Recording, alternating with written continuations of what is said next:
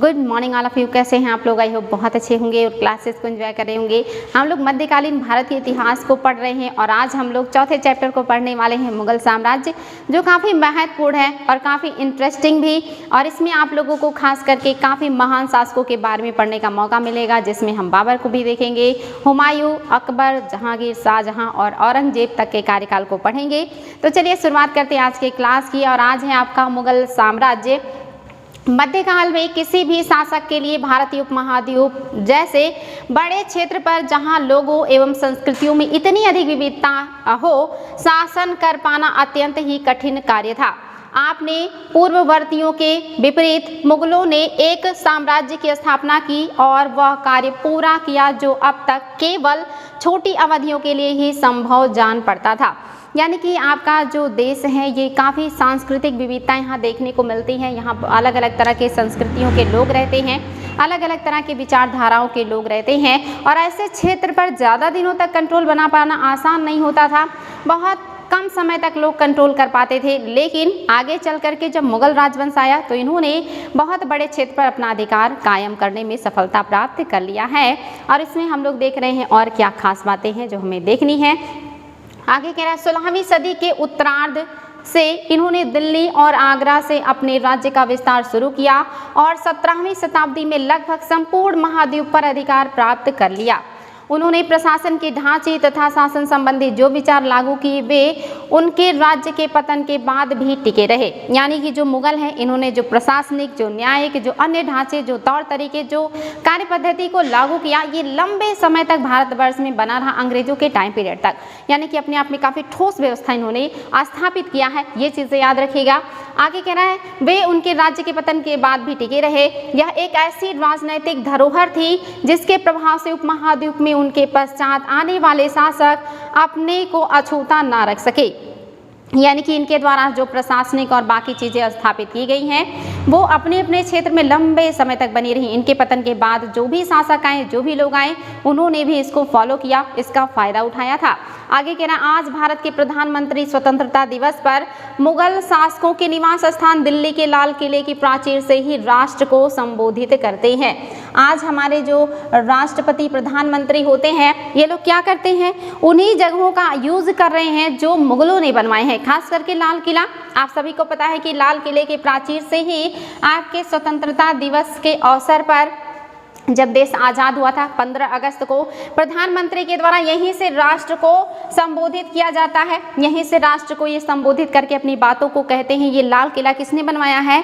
मुगलों में शाहजहां ने इस लाल किले का निर्माण किया है, जो कि दिल्ली में है। हालांकि लाल किले तो कई हैं, जैसे आगरा का लाल किला अकबर ने बनवाया है, इलाहाबाद का लाल किला ये भी अकबर ने बनवाया है, लाहौर का लाल किला ये भी अकबर ने बनवाया है। लेकिन दिल्ली का लाल किला जो अपने आप में राजधानी में थी और आज भी इसका महत्व है, यहाँ से आज भी हमें बहुत ज़्यादा इनकम प्राप्त होता है, क्योंकि यहाँ पे टूरिस्ट बहुत आते हैं, विदेशी भी और इंडियंस भी, जहाँ से हमें राजस्व प्राप्त हो रहा है। यानी कि उन चीज़ों का फायदा आज भी हम ले रहे हैं। आप ताजमहल को देख लीजिए, विश्व का 7वां अजूबा है, जिससे हर रोज़ सरकार को, मतलब जो गवर्नमेंट है हमारी, अच्छी खासी रकम प्राप्त करती है। ये 7वां अजूबा किसने बनाया है? मुगलों ने बनाया है। और ये धरोहर हमारे लिए आने वाले बहुत 100 सालों तक बना रहेगा और हमें फ़ायदा ही पहुंचाएगा। ऐसी बहुत सारी इमारतें, बहुत सारे मकबरे, बहुत सारे और चीज़ें जो मुगलों ने बनवाए हैं वो आज भी हमारे लिए काफ़ी यूज़फुल हैं, फ़ायदेमंद हैं, लाभदायक हैं। तो ये सारी चीज़ें आप देख रहे हैं कि मुगलों ने हमें प्रदान किए हैं। आगे हम लोग बढ़ते हैं और देखते हैं और क्या खास बातें हैं। ये देखिए उस समय के जो है स्थापत्य के नमूने आपके सामने हैं। कुछ और भी बातें देखते हैं क्या है जो खास बातें हमें जाननी है। कह रहा है मुगल कौन थे? हम मुगल के बारे में तो शुरू कर चुके हैं कि मुगलों ने भारत में अपने साम्राज्य की स्थापना किया था और साम्राज्य को अपने मजबूत बनाया था और एक बहुत बड़े हिस्से पर उन्होंने अपना अधिकार किया था। लेकिन ये मुगल हैं कौन? मुगल जिन्हें हम कहते हैं, ये मुगल आए कहाँ से हैं, उनके बारे में भी देख लीजिए। कह रहा है मुगल 2 महान शासकों के वंशज थे। देखिए यहाँ पे क्या है, 2 महान शासकों के वंशज से बने हैं मुगल। माता की ओर से वो मंगोल है। ये क्वेश्चन आया है कि माता की वजह, मतलब तरफ से मंगोल कौन से वंशज के होंगे? तो मंगोल वंशज, यानी कि इनकी जो माँ है ये मंगोल वंश की है। मुगलों की जो माँ है ये मंगोल वंश की है। लेकिन पिता को देख लीजिए, ये चंगेज खां, जो कि चीन और मध्य एशिया के कुछ भागों पर राज करते थे, इन्हीं से जुड़े हैं। जो आपके मंगोल हैं ये कहाँ से आए हैं? मध्य एशिया से आए हैं मंगोल। और ये काफ़ी खूंखार जनजातियाँ हुआ करती थी जिनके आक्रमण से आपने देखा सल्तनत काल को काफ़ी नुकसान हुआ है। सबसे पहले मंगोलों का आक्रमण इल्तुतमिश के टाइम में देखने को मिला, हालांकि दिल्ली बच गई, लेकिन आपके बलबन के टाइम पीरियड में आक्रमण हुए, अलाउद्दीन खिलजी के टाइम पीरियड में सबसे ज़्यादा आक्रमण हुए और मोहम्मद बिन तुगलक के टाइम पीरियड में भी आक्रमण देखने को मिला। तो ये जो मंगोल हैं इन्हीं की वंशज या इन्हीं की तरफ से हैं इनकी माँ, यानी कि माँ की वंशावली क्या है? मुगल है, जो है मंगोल है, इसी से मुगल बनेंगे। जो चंगेज खां यानी कि चीन और मध्य एशिया के कुछ भागों पर राज करता था के उत्तराधिकारी थे। पिता की ओर से ये ईरान, इराक एवं वर्तमान तुर्की के शासक तैमूर के वंशज हैं। पिता तैमूर वंश के हैं, माँ मंगोल वंश की हैं, इसीलिए अपने आप को मुगल कहलाना ये पसंद किए। आगे कह रहा है जिसकी मृत्यु 1404 ईस्वी में हुई के वंशज थे, परंतु मुगल अपने को मुगल या मंगोल कहलवाना पसंद नहीं करते थे। ऐसा इसलिए था क्योंकि चंगेज खान से जुड़ी स्मृतियां सैकड़ों व्यक्तियों के नरसंहार से संबंधित थी। यही स्मृतियां मुगलों के प्रतियोगियों उज्बेगों से भी संबंधित थी। ये चीज़ याद रखिएगा। ये उज्बेग कौन है? उज्बेग भी मंगोलों जैसे ही हैं, जो क्या हैं? आपके जो मुगल हैं इनके प्रतियोगी हैं, यानी कि प्रतिद्वंदी हैं। ये कह रहे हैं कि मुगल कौन है? तो मुगलों की जो माँ है वो अलग खानदान से हैं, अलग वंश से हैं, जो कि कहलाते हैं मंगोल, और पिता अलग वंश के हैं जो कि आपके ईरान, इराक और तुर्क में रहते हैं, इन इलाकों से हैं, और दोनों के संयुक्त से या कि दोनों के ब्लड के मिश्रण से बने हैं आपके मुगल। और मुगल जो हैं उज्बेगों के मतलब जो व्यवहार है ये भी कुछ कुछ आपके मंगोलों जैसे हैं, जो अपने आप को प्रतिद्वंदी मानते हैं। तो उज्बेक मंगोल जैसे हैं, याद रखिएगा। जो एक खूंखार जनजातियां हैं, और ये क्यों नहीं पसंद करते अपने आप को मंगोल कहलाना? क्योंकि मंगोल काफ़ी खूंखार जनजाति हैं, ये लोगों की हत्याएं करते थे, जहाँ भी जाते थे मतलब चाहे वो वृद्ध हो या जवान हो या बच्चे हों, सभी को ये लोग मार देते थे, सामूहिक हत्याएं करते थे, और इस नरसंहार की वजह से इन्हें कोई पसंद नहीं करता था। और यही रीज़न है कि ये लोग अपने आप को मंगोल नहीं कहलाना पसंद करते थे, हालांकि ये लोग मुगल कहलाए। ये चीज़ याद रखिएगा। आगे कह रहा है दूसरी तरफ जो मुगल हैं ये तैमूर के वंशज होने पर अपने आप को गर्व का अनुभव करते हैं। ये अपने आप को तैमूर का वंशज होना गर्व का जो है अनुभव करते हैं। ऐसा क्यों है? क्यों ये तैमूर वंश का होना गर्व का जो है एक तरीके से कि गर्व महसूस कर रहे हैं? ज़्यादातर इसलिए क्योंकि उनके इस महान पूर्वज ने 1398 में दिल्ली पर कब्जा कर लिया था। आपने पढ़ा था तुगलक वंश में आए थे महमूद तुगलक, लास्ट जो शासक हैं वो महमूद तुगलक हैं। इनके टाइम पीरियड में आपने देखा था 1398 ईस्वी में तैमूर ने दिल्ली पर अधिकार कर लिया था, कब्जा कर लिया था। हालांकि इन्होंने भी बहुत कत्लेआम मचाए थे। तैमूर लंग का आक्रमण जब हुआ, इन्होंने दिल्ली को बुरी तरह से लूटा था, बहुत सारी हत्याएं की थी, लेकिन ये लोग गौरवान्वित महसूस कर रहे हैं कि भारत के क्षेत्र में घुस के उसकी राजधानी पर अधिकार किया, ये महान काम है, और इसीलिए मानते हैं कि ये महान वंशज हैं, और इनके वंशज कहलाना या इनके जो है उत्तराधिकारी कहलाने में इन्हें गर्व का अनुभव महसूस होता है। ये चीज़ याद रखिएगा, बहुत ही इंपॉर्टेंट है। आपके जो तैमूर हैं इनके जो है उत्तराधिकारी कहलाने में जो मुगल हैं ये अपने आप को गर्व का महसूस कर रहे हैं। मंगोलों से क्यों दूर भाग रहे? क्योंकि मंगोल बहुत ज़्यादा कत्लेआम करते हैं, लूटपाट करते हैं। ऐसे जनजातियाँ हैं जिनका कोई अस्थायी निवास नहीं होता, वो लूटपाट से ही अपने जीवन का निर्वाह करते हैं। उनकी स्मृति से कोई महान काम नहीं जुड़ा है, इसलिए ये लोग मंगोल कहलाना पसंद नहीं करते। जबकि वहीं जो तैमूर लंग हैं इन्होंने दिल्ली पर कब्जा करके वहाँ पे शासन किया था, जो कि इनके जीवन की महान उपलब्धि थी, इसीलिए लोग इनके वंशज कहलाने में अपने आप को गर्व का जो है अनुभव करते हैं।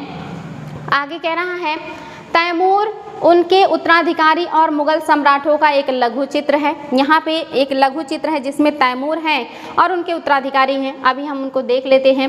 कह रहा है तैमूर हैं और उनके दाहिनी ओर उसका पुत्र मीरन शाह है, जो प्रथम मुगल सम्राट बाबर का लकड़ दादा है। यहाँ पे हम लोग चित्र को देख लेते हैं कि चित्र में क्या बातें हैं जो दी गई हैं। यहाँ पे आप देखेंगे तैमूर के दाहिनी तरफ जो है वो उनके मतलब जो है लकड़ दादा हैं। ये चीज़ याद रखिएगा, बाबर के लकड़ दादा हैं। लकड़ दादा का मतलब होता है कि परदादा। ये देखिए बीच में तैमूर हैं, आप इनको देख सकते हैं। मैं फिगर को थोड़ा छोटा कर दे रही हूँ ताकि आप लोगों को दिखाई दे, तो आप यहाँ आसानी से आप देख सकते हैं कि कौन कहाँ पे बैठा है। हालांकि फिगर में देख लीजिए कई लोग हैं, ये बीच में तैमूर हैं और इनके इस साइड में भी देखिए 5 लोग बैठे हैं और इनके इस साइड में भी 5 लोग बैठे हैं। उम्मीद है कि आप लोगों को दिख रहा होगा ये फिगर, और इस फिगर को देख करके ही आप अनुमान लगा सकते हैं। वही कहना कि तैमूर के उत्तराधिकारी और मुगल सम्राट का एक लघु चित्र है। मध्य में तैमूर है, ये आपके तैमूर हैं, और उसकी दाहिनी ओर उसका पुत्र मीरन शाह है जो प्रथम मुगल सम्राट बाबर का लकड़ दादा था। ये चीज़ याद रखिएगा, मुगल जो बादशाह हैं बाबर उनका लकड़ दादा है जो कि तैमूर के दाहिनी ओर बैठा हुआ है। ये चीज़ याद रखिएगा, काफ़ी महत्वपूर्ण है ये पॉइंट।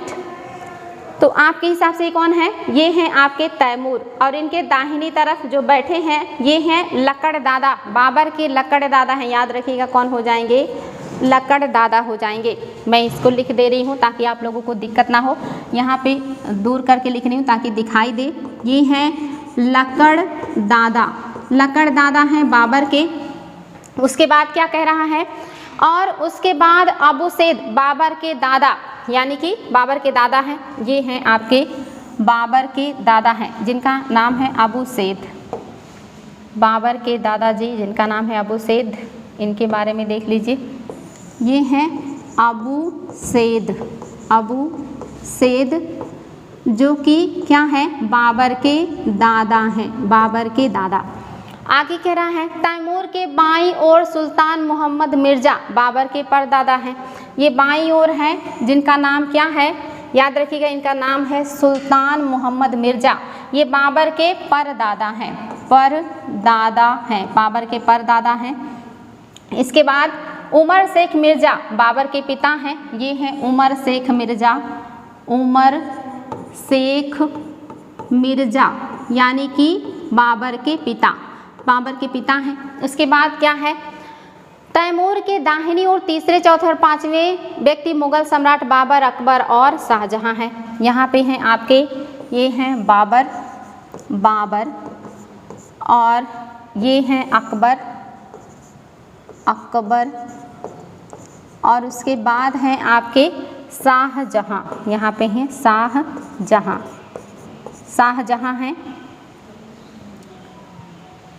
ये चीज़ याद रखिएगा, शाहजहां यहाँ पे बैठे हैं। लास्ट वाले जो हैं ये शाहजहां हैं, शाहजहां। ये क्रम याद रखिएगा। ये बाबर के लकड़ दादा हैं, ये बाबर के दादा हैं, ये खुद बाबर हैं। उसके बाद ये अकबर हैं, और फिर अकबर के बाद जो आए हैं ये हैं आपके शाहजहां जिनके बारे में आपने देख लिया। और उसकी दाईं ओर उसी क्रम में हुमायूं, और उसकी दाईं ओर उसी क्रम में हुमायूं, जहांगीर और औरंगजेब हैं। यहाँ पे कह रहा है कि तैमूर के दाहिनी ओर तीसरे, चौथे और पांचवें स्थान पर मुगल सम्राट बाबर, अकबर और शाहजहां हैं, और उसकी दाईं ओर, यहाँ पे एक मिनट में फिर से रिपीट कर दे रही हूँ, सुल्तान महमूद मिर्जा बाबर के परदादा और उमर शेख बाबर के पिता हैं। तैमूर की दाहिनी ओर तीसरे, चौथे और पांचवें व्यक्ति मुगल सम्राट बाबर, अकबर और शाहजहां हैं। उसकी दाईं ओर, यानी कि यहाँ पे होना चाहिए था बाईं ओर, तो दाईं ओर कर दिया है। बाईं ओर उसी क्रम में हुमायूं, जहांगीर और औरंगजेब है। यहाँ पे हो जाएंगे हुमायूं, और इसके बाद जहांगीर, और फिर आपके औरंगजेब, यानी कि इसी क्रम में इधर हैं हुमायूं और आपके जहांगीर और औरंगजेब। मैं पूरा फिगर दिखा दे रही हूँ, आप लोग ये देख लीजिए। यहाँ पे एक क्रम दिया हुआ है, मैंने जो आप लोगों को बताया है, अब आप लोग बहुत आसानी से कर सकते हैं। यहाँ पे आपके हो गए हैं हुमायूं और आपके औरंगजेब और शाहजहां, इस साइड में आ गए हैं। इधर आपने देखा था लकड़ दादा, दादा, बाबर, अकबर और शाहजहां, और इधर आपने देखा था उनके परदादा, उनके पिताजी। फिर आपके पिताजी के बाद जो तीन नाम आए हैं हुमायूं, जहांगीर और औरंगजेब, ये आपके हुमायूं हैं, जहांगीर हैं और औरंगजेब हैं। ये जो आपके तीसरे नंबर पे हैं ये आपके हुमायूं हैं, हुमायूं, और इसके बाद हैं जहांगीर, जहांगीर, और इसके बाद हैं आपके औरंगजेब, औरंगजेब। याद रखिएगा, ये चित्र है मुग़ल ख़ानदान का जिसमें ये लोग अपने आप को तैमूर के साथ बैठ करके फ़ोटो बनवाना गर्व का महसूस कर रहे हैं या गर्व महसूस कर रहे हैं, इसलिए बीच में तैमूर लंक हैं।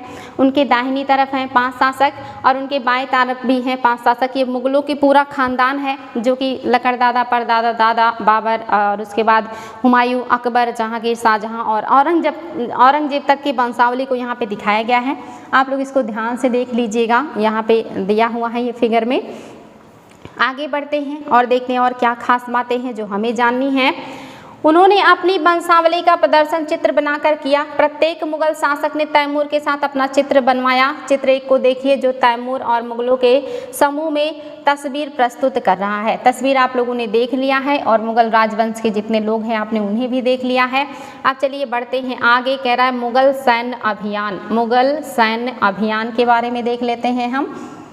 आगे कह रहा है प्रथम मुगल शासक बाबर 1526 से 30 ने जब 1494 में फरगना राज्य का उत्तराधिकार प्राप्त किया तो उसकी उम्र केवल 12 वर्ष थी। जब बाबर को फरगना का राज्य मिला तब वो मात्र 12 वर्ष के थे। उनका एज मात्र 12 वर्ष का था। मंगोलों की दूसरी शाखा उज़्बेकों के आक्रमण के कारण उसे अपनी पैतृक गद्दी छोड़नी पड़ी थी। याद रखिएगा, उज़्बेकों ने आक्रमण किया और बाबर को हरा दिया और उनको हरा करके उनकी पैतृक जो गद्दी है उससे उनको भगा दिया या उस पर कब्जा कर लिया।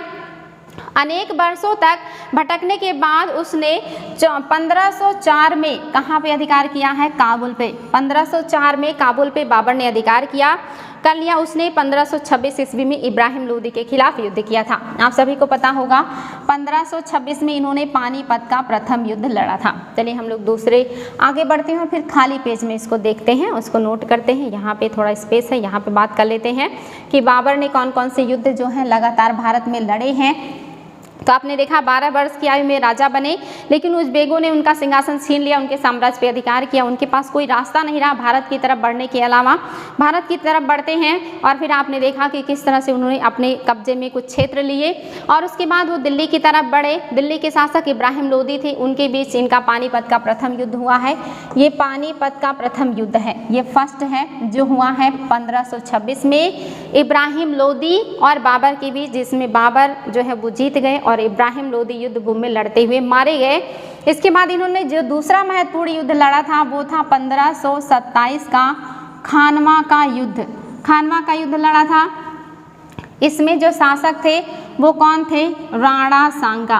राणा सांगा याद रखिएगा, राणा सांगा जो है शासक हैं और ये हार जाते हैं खानवा के युद्ध में और बाबर यहाँ भी जीत जाते, इसलिए आयोग इसको पूछता है। इसके बाद जो इन्होंने लड़ा वो था चंदेरी का युद्ध। चंदेरी का युद्ध, चंदेरी युद्ध। चंदेरी युद्ध में आप देखेंगे एक तरफ ये है और जो है बाबर है, बाबर और किसके बीच हुआ है? प्लस मेदिनी राय नाम था शासक का, मेदिनी राय। ये जो है युद्ध कर रहे हैं जिसमें मेदिनी राय हार गए हैं और बाबर जो है जीत गए हैं। इस युद्ध में याद रखिएगा, आपने नाम सुना होगा शेरशाह सूरी का। शेरशाह सूरी, शेरशाह सूरी का नाम आपने सुना होगा, जिनके बचपन का नाम फरीद था। फरीद या शेरशाह सूरी बाबर की तरफ से लड़े थे, मुगलों की तरफ से इस युद्ध में शामिल हैं शेरशाह सूरी, जिनके बचपन का नाम फरीद है, जो कि एक अफगान है और काफ़ी योग्य हैं। इस युद्ध में बाबर ने शेरशाह सूरी की योग्यता को भांप लिया था और इन्होंने हुमायूं को सावधान किया था कि हुमायूं इससे सावधान रहिएगा, ये चालाक लोमड़ी है। तो याद रखिएगा, चालाक लोमड़ी बाबर ने इसी चंदेरी के युद्ध में शेरशाह सूरी को कहा था, ये चीज़ याद रखिएगा। इसके बाद जो चौथा युद्ध इन्होंने लड़ा वो था घाघरा का युद्ध। घाघरा का युद्ध था। घाघरा का युद्ध ये आप देखेंगे 1528 ईस्वी में हुआ था, 1528, और ये हुआ था 1529 ईस्वी में घाघरा का युद्ध। इसमें बाबर हैं, एक तरफ बाबर हैं और दूसरी तरफ थे अफगान। और इस युद्ध में जो शेरशाह सूरी हैं वो अफगानों की तरफ थे, यानी कि बाबर के खिलाफ थे। शेरशाह सूरी जो हैं इस समय बाबर के खिलाफ हो गए और इन्होंने प्रण लिया था कि मैं जिस दिन शासक बनूंगा या जिस दिन मेरे पास पावर आएगा, मैं मुगलों को भारत से भगाकर ही दम लूँगा। और सही बात है, आगे चल के उन्होंने हुमायूं को भारत से भगा ही दिया था और अफगान राज्य की स्थापना किया था। तो ये याद रखिएगा, कभी कभी क्वेश्चन यहाँ से भी आ सकता है कि कौन से युद्ध में बाबर की तरफ से लड़े थे शेरशाह सूरी, कौन से युद्ध में बाबर के खिलाफ लड़े थे। तो ये 4 युद्ध हुए थे। पानीपत का प्रथम युद्ध 1526 जो है बाबर जीत गए हैं और जो इनके खिलाफ हैं यानी कि आपके इब्राहिम लोदी वो हार गए हैं। खानवा का युद्ध हुआ जिसमें बाबर जीत गए और राणा सांगा हार गए। खानवा का युद्ध 1527 में हुआ। 1528 में चंदेरी का युद्ध हुआ जिसमें मेदिनी राय हार गए और यहाँ पे बाबर जीत गए। और 1529 ईस्वी में जो है बाबर और अफगानों के बीच युद्ध हुआ, जिसमें आपके घाघरा के युद्ध में फिर से बाबर जीत जाते हैं और अफगान हार जाते हैं। तो ये लगातार 4 महत्वपूर्ण युद्ध लड़े जो है बाबर, और 1530 ईस्वी में इनकी मृत्यु हो गई थी। 1530 में बाबर की मृत्यु हो गई और बाबर को जो आपका आगरा है, आगरा के आराम बाग में जो है दफना दिया गया था। आगरा के आराम बाग में दफना दिया गया था। हालांकि बाद में फिर इनको पहुंचा दिया गया था काबुल। इनकी जो वर्तमान में समाधि है वो काबुल में है, याद रखिएगा। वही कह रहा है मुगलों के प्रमुख सैन्य अभियानों को दिखाया गया है, इसे ध्यान से पढ़िए। क्या आप इस लंबे घटनाक्रम में कोई पुनरावृत्ति ढूंढ सकते हैं? उदाहरण के लिए यह गौर करेंगे कि अफगान मुगल सत्ता के लिए तत्कालीन खतरा है। जो अफगान हैं वो क्या है? मुगल सत्ता के लिए तत्कालीन खतरा है, खतरे की घंटी है या मुसीबत क्रिएट कर सकते हैं। आगे देखिएगा, कह रहा है खतरा थे मुगलों और अहोम और सिख। मुगल और अहोम और सिख, इनको अहोमों को आप अध्याय 7 में पढ़ेंगे, सिखों को अध्याय 8 में पढ़ेंगे और 10 में भी, एवं मेवाड़ और मारवाड़ अध्याय 9 में हम इनको देखेंगे। के संबंधों पर भी गौर करें। सफाविद ईरान से अकबर और हुमायूं के संबंध में भी क्या अंतर था? क्या औरंगजेब के शासनकाल में गोलकुंडा और बीजापुर के अधिग्रहण से दक्कन में युद्ध का अंत हो पाया? ये सारी बातें हम लोग और भी डिटेल में आगे पढ़ेंगे। यहाँ पे दिया है 16वीं शताब्दी के युद्ध में तोपों और गोलाबारी का पहली बार इस्तेमाल हुआ। बाबर ने इनका पानीपत की पहली लड़ाई में प्रभावी ढंग से प्रयोग किया था, जिसे हम तोप कहते हैं। हालांकि बारूद का प्रयोग भारत में पहले ही हो गया था, लेकिन तोपों का प्रयोग भारत में बाबर ने किया था। मुगल सम्राट, चलिए देखते हैं मुगल सम्राट के बारे में। प्रमुख अभियान और घटनाएं। मुगल सम्राट प्रमुख जो है अभियान और घटनाएं, इसमें भी आप लोगों को बहुत सारे पॉइंट्स हैं जो देखने हैं। चलिए पहले इसको देख लेते हैं, फिर हम लोग आगे बढ़ते हैं। बात करेंगे हम लोग बाबर की 1526 से 30 ईस्वी, जिसमें आप लोगों ने अभी देखा कि 1526 में पानीपत के मैदान में इब्राहिम लोदी एवं उसके अफगान समर्थकों को हराया था बाबर ने। 1527 में खानवा के युद्ध में राणा सांगा, जो कि राजपूत राजा थे, उनके समर्थन में जितने लोग थे उन सभी को हराया बाबर ने। 1528 में चंदेरी में राजपूतों को हराया इन्होंने, और अपनी मृत्यु के पहले दिल्ली और आगरा में मुगल नियंत्रण स्थापित कर लिया। 29 में घाघरा का युद्ध हुआ था, 30 में इनकी मृत्यु हो गई थी आगरा में। ये चीज़ें मैं आप लोगों को बता चुकी हूँ, याद रखिएगा सीक्वेंस भी और ये सारे फैक्ट भी। और क्या खास बातें हैं? हुमायूं 15 से 30 से 40 और 55 से 56। अब आ गया हुमायूं का कार्यकाल, जिनका कार्यकाल 30 से 40 है और फिर 1555 से 56 में भी है। चलिए हुमायूं को देख लेते हैं। हुमायूं ने अपने पिता की वसीयत के अनुसार जायदाद का बंटवारा किया। हुमायूं जो मुगल वंश हैं, इसमें जायदाद का बंटवारा होता है, यानी कि यहाँ पे ये नहीं है कि जो ज्येष्ठ पुत्र है वही राजा बनेगा।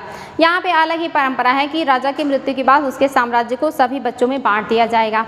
वही कह रहा है कि अपनी वसीयत या जायदाद का बंटवारा किया। प्रत्येक भाई को एक एक प्रांत मिला। उसके भाई मिर्जा कामरान, इनके भाई हैं जिनका नाम है मिर्जा कामरान, की महत्वाकांक्षाओं के कारण हुमायूं अपने अफगान प्रतिद्वंदियों के सामने फीका पड़ गया था।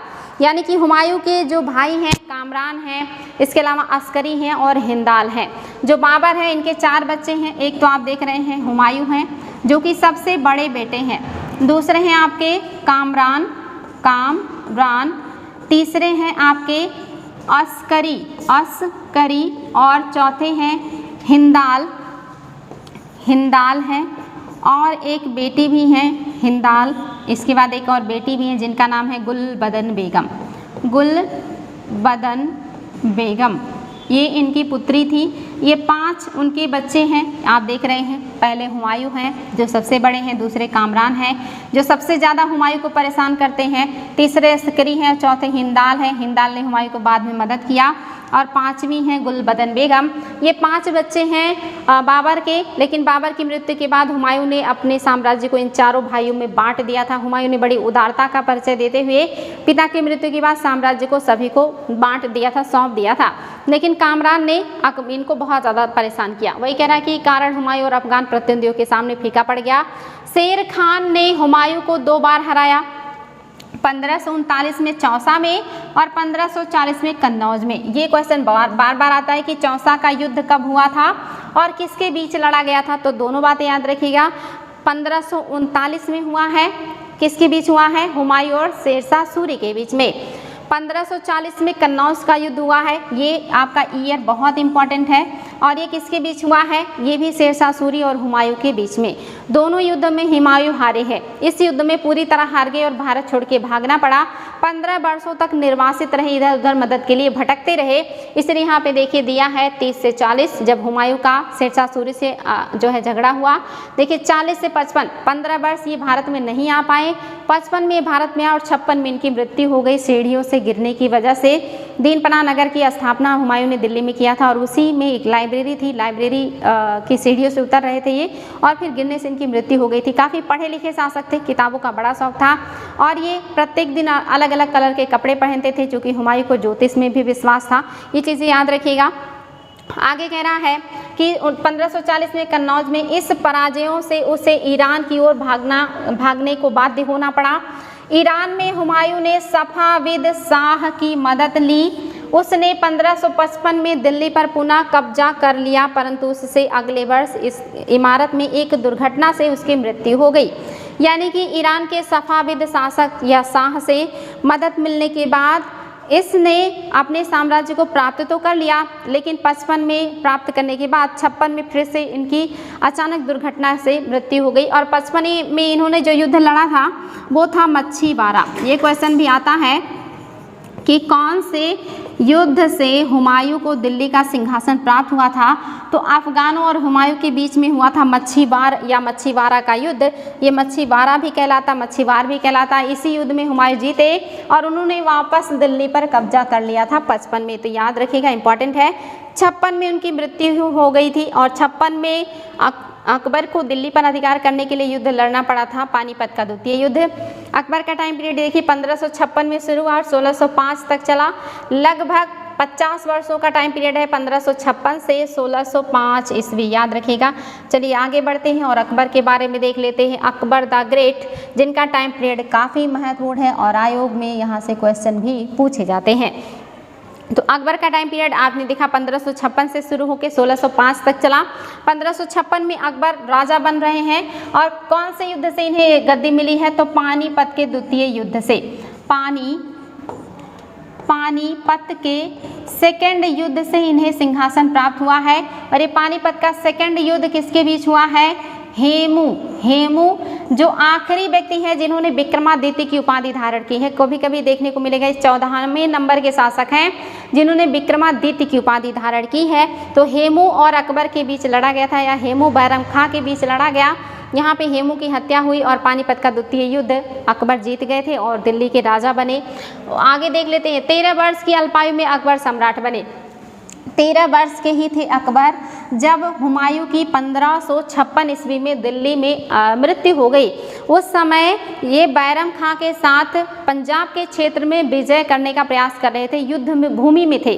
और ये जो है उनको जो सूचना है कि उनके पिता की मृत्यु हो गई, ये 3 दिन बाद मिली, क्योंकि तब घोड़े से सफ़र करके ही सूचना को दूसरी जगह पहुँचाया जाता था।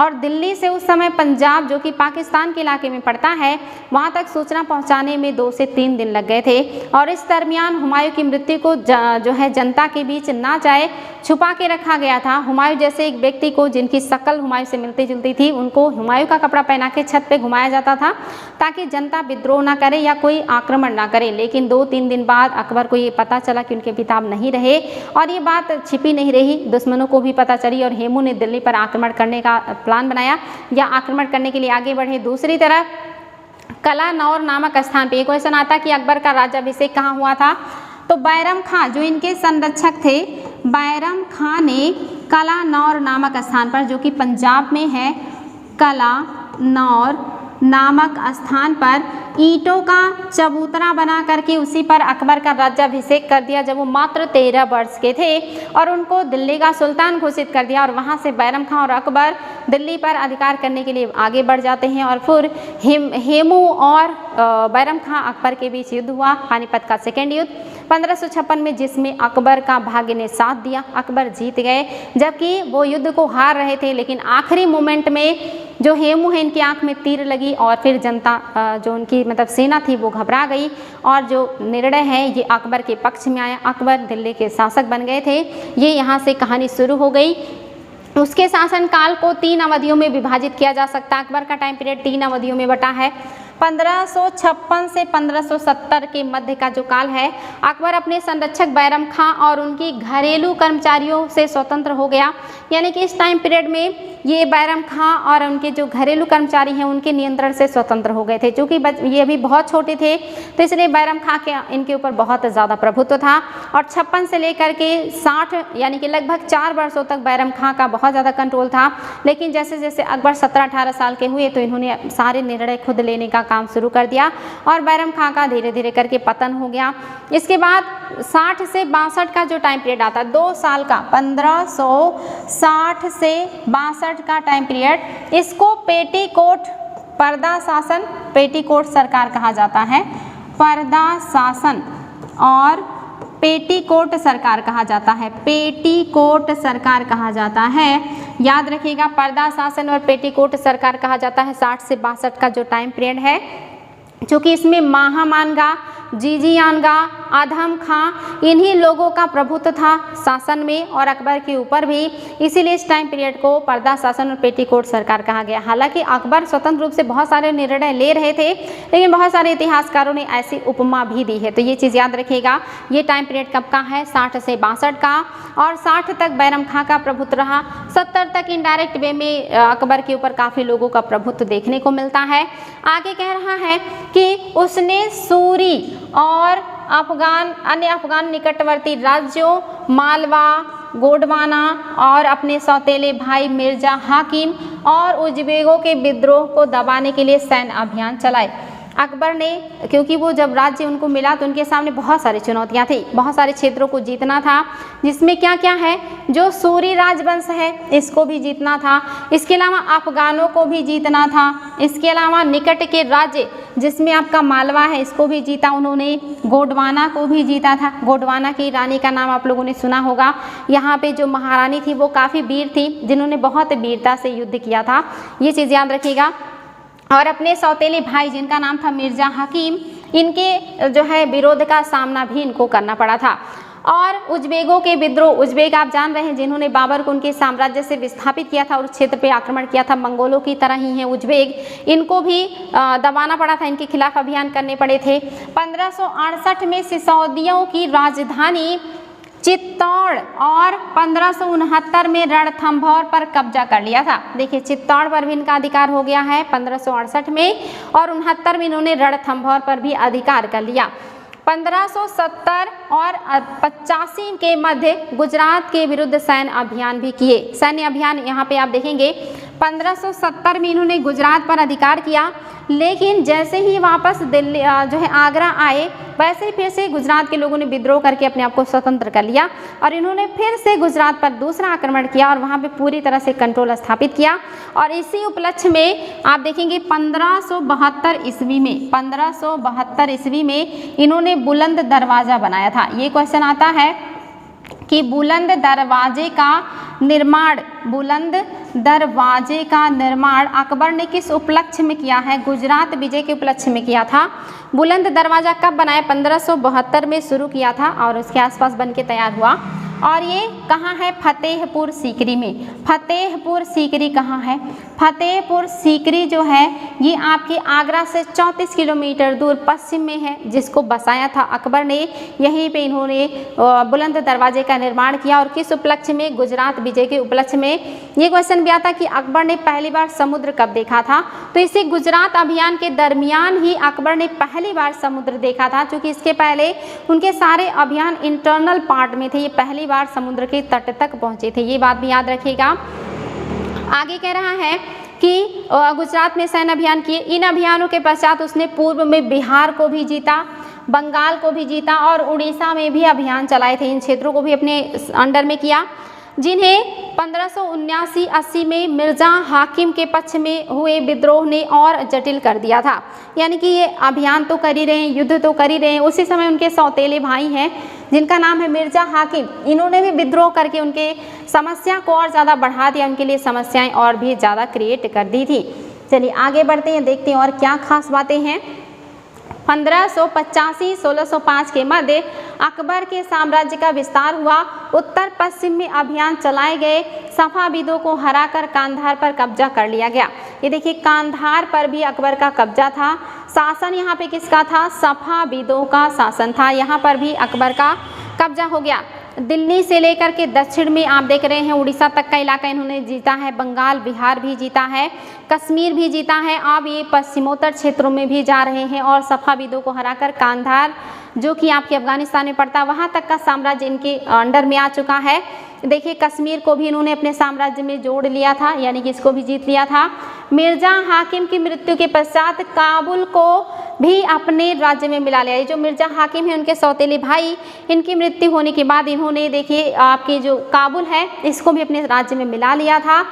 दक्कन में अभियानों की शुरुआत हुई और खानदेश, बरार, अहमदनगर, ये देखिए बरार के कुछ क्षेत्र को, खानदेश के कुछ क्षेत्र को और अहमदनगर के कुछ क्षेत्रों को भी उन्होंने अपने मुगल साम्राज्य में मिला लिया था। तो एक क्वेश्चन आता है, पहला मुगल बादशाह कौन है जिसने खानदेश और अहमदनगर के कुछ हिस्से को अपने साम्राज्य में मिलाया था?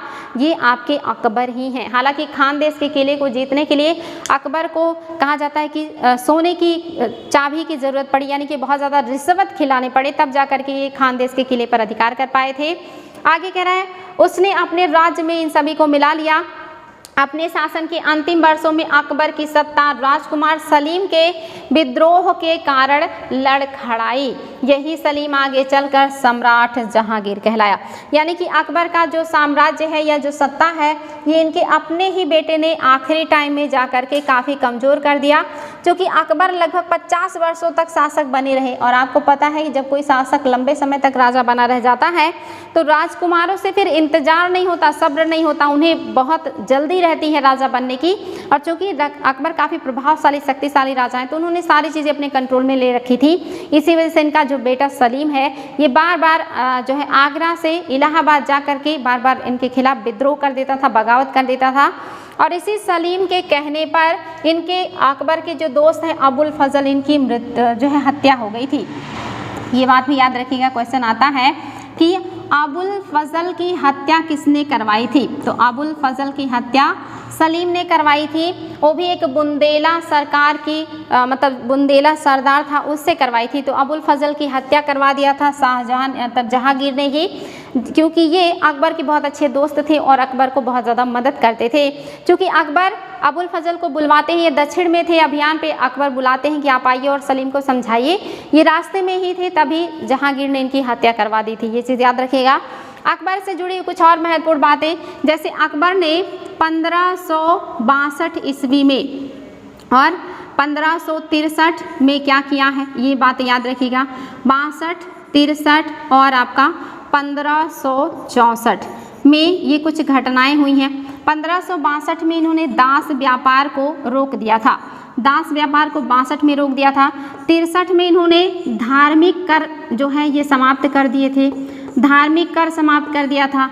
64 में यानी कि अगर आप किसी तीर्थ यात्रा पर जा रहे हैं तो आपको धार्मिक कर नहीं देना पड़ेगा, इसको धार्मिक कर कहिए या इसको तीर्थ यात्रा कर भी कह सकते हैं। तीर्थ यात्रा कर इन्होंने समाप्त कर दिया था कि अगर कोई तीर्थ यात्रा पे जाएगा तो उसको टैक्स नहीं देना होगा।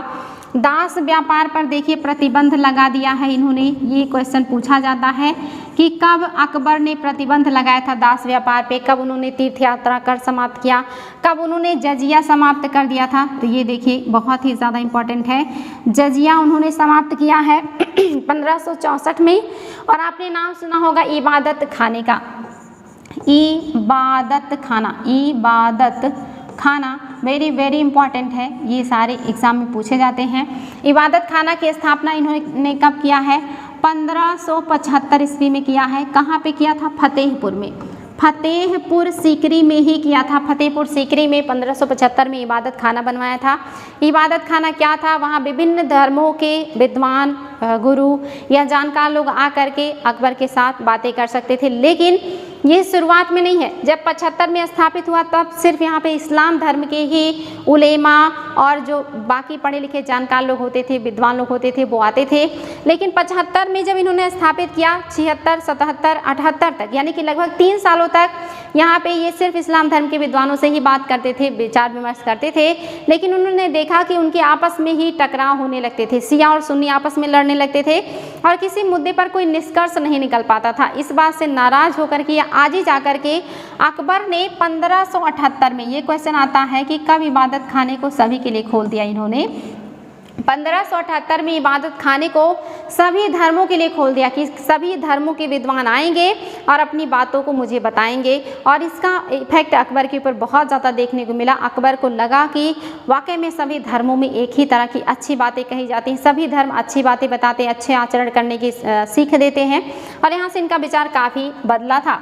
1539 में 69 की घटना याद रखिएगा, बहुत इंपॉर्टेंट है। 1569 में अकबर ने मजहरनामा घोषित किया था। मजहरनामा की घोषणा किया था अकबर ने। मजहरनामा क्या है? मजहरनामा का मतलब होता है कि जब भी अकबर कोई निर्णय लेंगे उस समय अगर उलेमा और अकबर के निर्णयों में कोई डिस्प्यूट होता है तो अकबर का निर्णय ही सर्वोच्च माना जाएगा। यानी कि इन्होंने यहाँ पे उलेमाओं के निर्णय को एक तरीके से कहिए कि अंदाज कर दिया, नज़रअंदाज कर दिया। उलेमाओं को एक तरीके से कहेंगे कि अपने बाद स्थान दिया, यानी कि राजा का निर्णय सर्वोच्च होगा। ये कब ये कर रहे हैं? 1579 ईस्वी में इन्होंने मजहरनामा की घोषणा की कि लास्ट जो निर्णय होगा वो राजा का ही माना जाएगा। इसके बाद एक आपने घटना सुना होगा 1582 में इन्होंने दीन-ए-इलाही धर्म की स्थापना किया था। दीन-ए-इलाही, ये क्वेश्चन आता है कि कब ये चलाया गया था? तो दीन-ए-इलाही जो है 1582 में चलाया था। इसके जो पुरोहित थे अबुल फजल थे। हालांकि दीन-ए-इलाही स्वीकार करने वाले एकमात्र हिंदू केवल बीरबल थे। ये क्वेश्चन आता है कि दीन-ए-इलाही के पुरोहित कौन थे? अबुल फजल। एकमात्र हिंदू जिसने इस धर्म को अपनाया था तो बीरबल थे। तो ये चीज़ याद रखिएगा, काफ़ी महत्वपूर्ण ये सारे फैक्ट हैं, आयोग के द्वारा बार बार पूछे जाते हैं, तो ये सारी चीज़ें याद रखेंगे।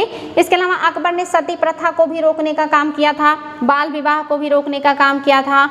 अकबर ने ये भी कहा कि व्यक्ति को एक विवाह करना चाहिए, कई शादियाँ नहीं करनी चाहिए, कई शादियाँ करने से सामाजिक समस्याएँ उत्पन्न होती हैं। तो यानी कि अकबर ने बहुत सारी अच्छी चीज़ें जो है उसको बढ़ावा देने का प्रयास किया था।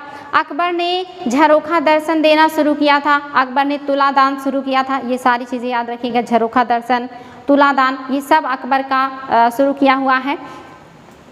जहांगीर का टाइम पीरियड आ गया है 1605 से 27। देखिए 1605 में अकबर की मृत्यु हुई। 1605 से 27 का जो टाइम पीरियड है ये जहांगीर का है, जिनके बचपन का नाम सलीम है। जहांगीर ने अकबर के सैन्य अभियानों को आगे बढ़ाया। मेवाड़ के सिसोदिया, जो मेवाड़ है जो बार बार अपने आप को स्वतंत्र कर ले रहे थे, मेवाड़ के सिसोदिया शासक अमर सिंह ने मुगलों की सेवा स्वीकार की। इनके टाइम पीरियड का एक बढ़िया मतलब जो है उपलब्धि रही कि मेवाड़ के शासक जो कि सिसोदिया राजवंश हैं, अमर सिंह शासक हैं, इन्होंने मुगलों की अधीनता को स्वीकार कर लिया। इसके बाद सिख जो हैं, सिख हैं और अहोम हैं, इन दोनों का भी क्या हुआ? और इसके अलावा अहमदनगर, इनके खिलाफ भी अभियान चलाए गए थे जहांगीर के समय में, जो पूर्णतः सफल नहीं हुए, जो पूरी तरह से सफल नहीं हुए। सिखों के खिलाफ भी और अहोमों के खिलाफ भी और अहमदनगर के खिलाफ भी अभियान चलाए गए हैं। सिखों में आपने देखा होगा अर्जुन देव का कहानी यहीं से जुड़ा है। 5वें सिख गुरु अर्जुन देव ने इनके पुत्र खुसरो को संरक्षण दिया, आशीर्वाद दिया था। इसी वजह से जहांगीर ने उनकी हत्या करवा दी थी। ये क्वेश्चन आता है कि किसकी करवाई थी? तो अर्जुन देव की करवाई थी। आगे कह रहा है जहांगीर के शासन के अंतिम वर्षों में राजकुमार खुर्रम, जो बाद में सम्राट शाहजहां कहलाया, विद्रोह किए। यानी कि इनके बेटे हैं खुर्रम। हालांकि इनके बेटे थे, एक थे खुसरो थे, और इसके अलावा खुसरो के नाम पे खुसरो बाग भी है इलाहाबाद में जहां इनकी समाधि है, और इसके अलावा है खुर्रम। और आप देख रहे हैं जो खुर्रम है यही शाहजहां कहलाए। इसके अलावा थे शहरयार, ये इनके बच्चे हैं। यानी कि खुसरो ने पहले विद्रोह किया था जहांगीर के खिलाफ और फिर खुसरो को पकड़ करके अंधा करवा दिया गया था जहांगीर के द्वारा। बाद में दया आई तो बेटे की आंख का इलाज भी करवाया, रोशनी वापस भी आ गई थी, लेकिन खुर्रम ने धोखे से खुसरो की हत्या करा दी और खुसरो का जो समाधि है वो खुसरो बाग के नाम से जाना जाता है, इलाहाबाद में है।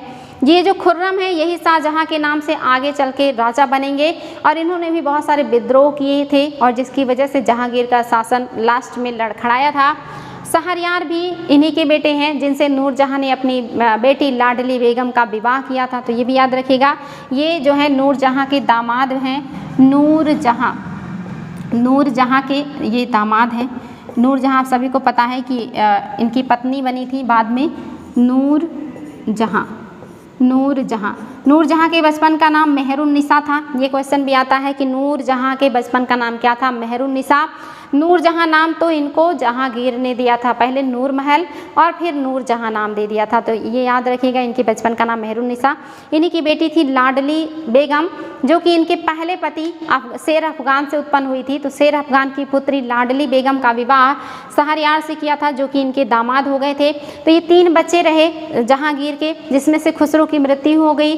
खुर्रम और शहरयार के बीच प्रतियोगिता हुआ जिसमें खुर्रम जीते और ये राजा बनने में कामयाब रहे और शाहजहां के नाम से इन्होंने अपनी शासन सत्ता को संभाला था।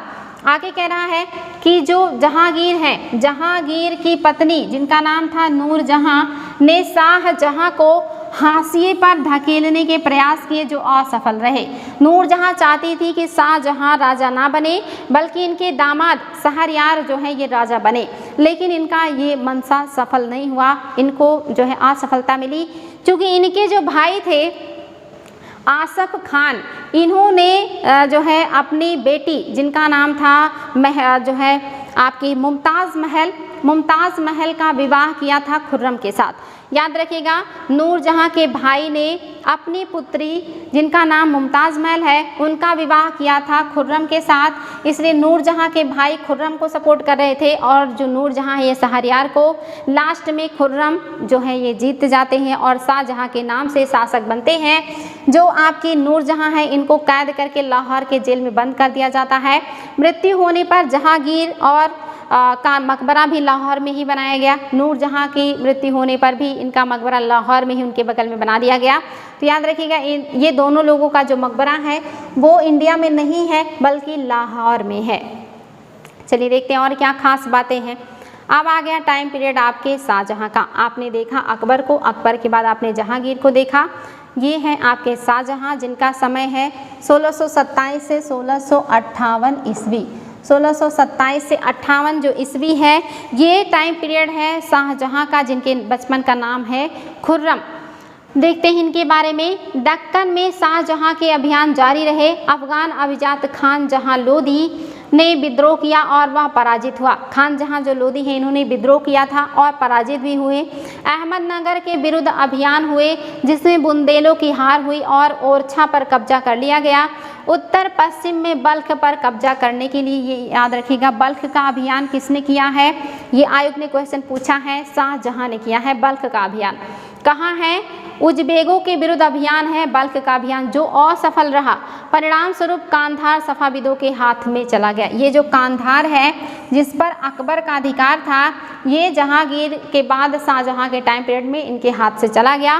कांधार पर इनका अधिकार नहीं रहा। ये बल्ख अभियान कांधार के लिए ही किया गया था।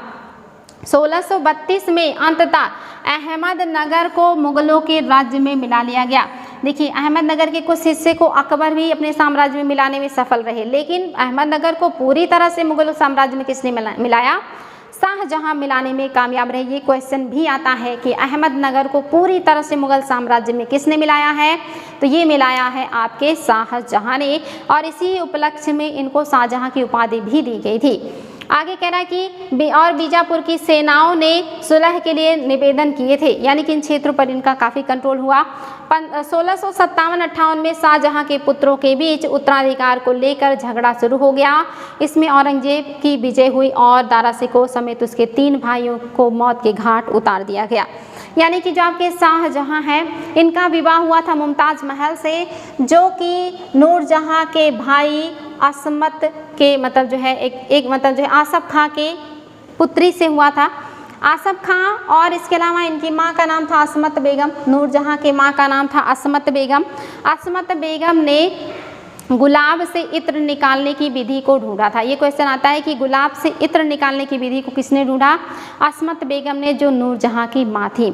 इनके पिता का नाम एतमादुद्दौला था और उनकी मृत्यु पर आगरा में उनके लिए मकबरे का निर्माण करवाया था नूरजहां ने, जिसमें पहली बार पित्रा-दुरा शैली का प्रयोग किया गया था। तो असमत मतलब जो आपके एतमादुद्दौला है, इनका मकबरा कहाँ है? आयोग ने कई बार पूछा है। आगरा में है। किसने बनवाया? नूरजहां ने बनवाया।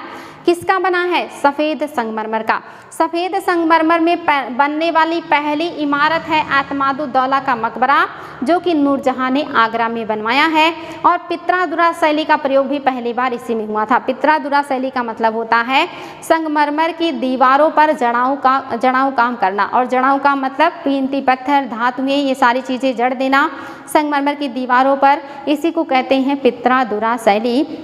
तो ये चीज़ें बार बार आती हैं कि एतमादुद्दौला का मकबरा कहाँ है, एतमादुद्दौला कौन थे, पहला इमारत संगमरमर का कौन सा है, या कौन सी इमारत है जिसमें पहली बार पित्रा-दुरा शैली का प्रयोग किया गया।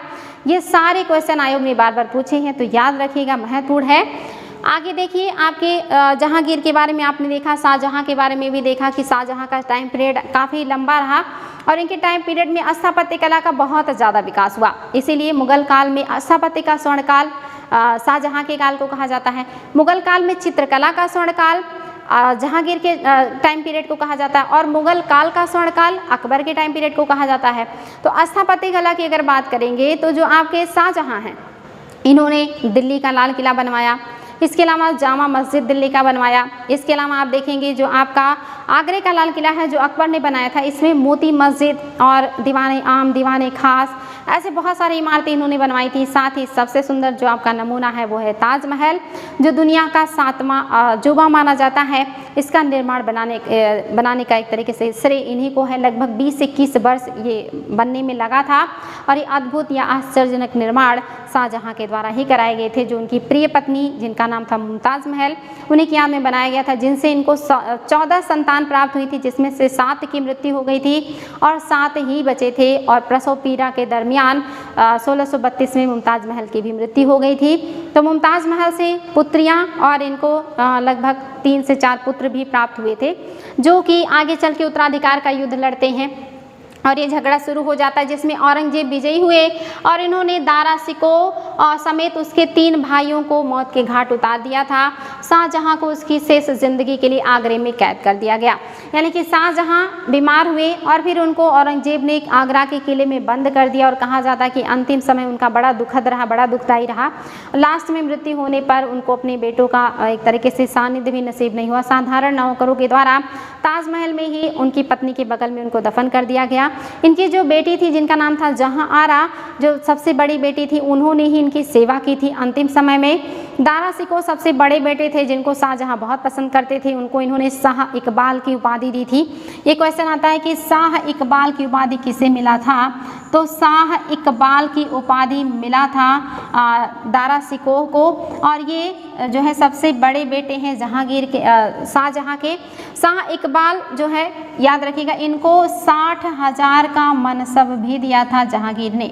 ये सबसे बड़ा मनसब था, पूरे इतिहास में सबसे बड़ा जो मनसब है वो दिया गया था दारा शिकोह को। साथ ही शाह इकबाल की उपाधि भी दी गई थी। कहीं कहीं शाह बुलंद भी होगा, तो इकबाल हो या बुलंद, शाह बुलंद, याद रखिएगा, ये एक ही बात है, शाह बुलंद या शाह इकबाल, ये मिला है उपाधि शाहजहां के द्वारा दारा शिकोह को, जो सबसे बड़े बेटे हैं, सबसे बड़ी उपाधि, ये कहिए मनसब भी इन्हें मिला है।